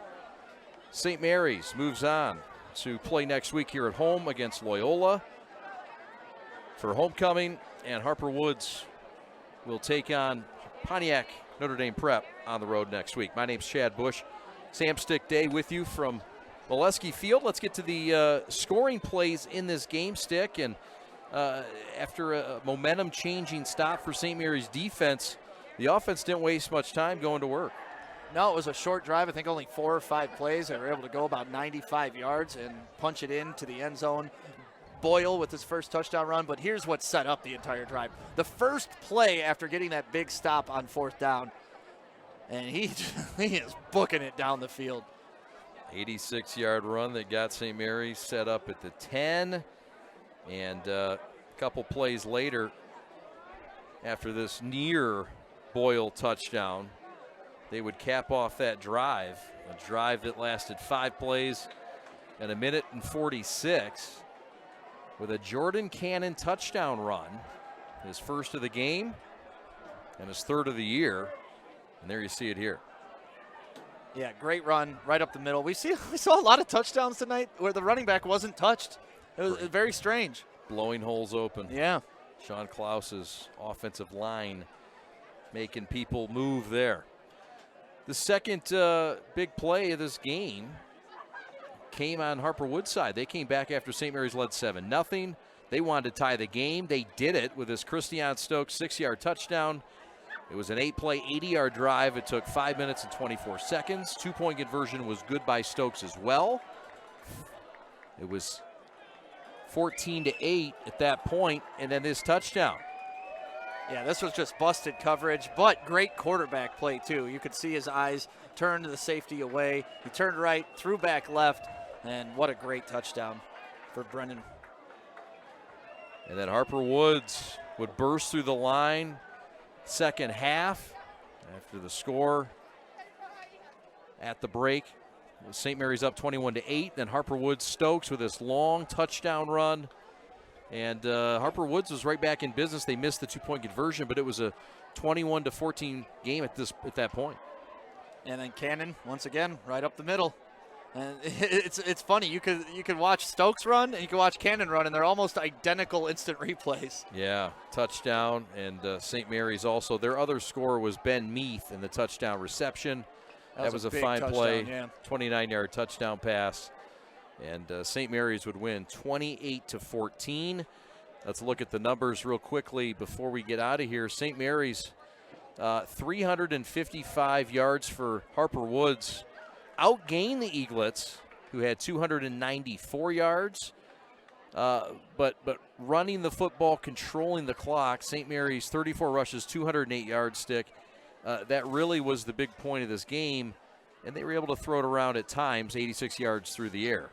Yeah, both teams had well-balanced offenses tonight, and when we came in, I was expecting St. Mary's to just run, but they really opened up the passing game tonight, which was fun to watch. And then, Harper Woods, we expected them to pass. Well, they had a lot of draws that busted for big plays. They did. St. Mary's was led on the ground by Aiden Boyle. He had 11 rushes for 118 yards and the touchdown. And Harper Woods on their side.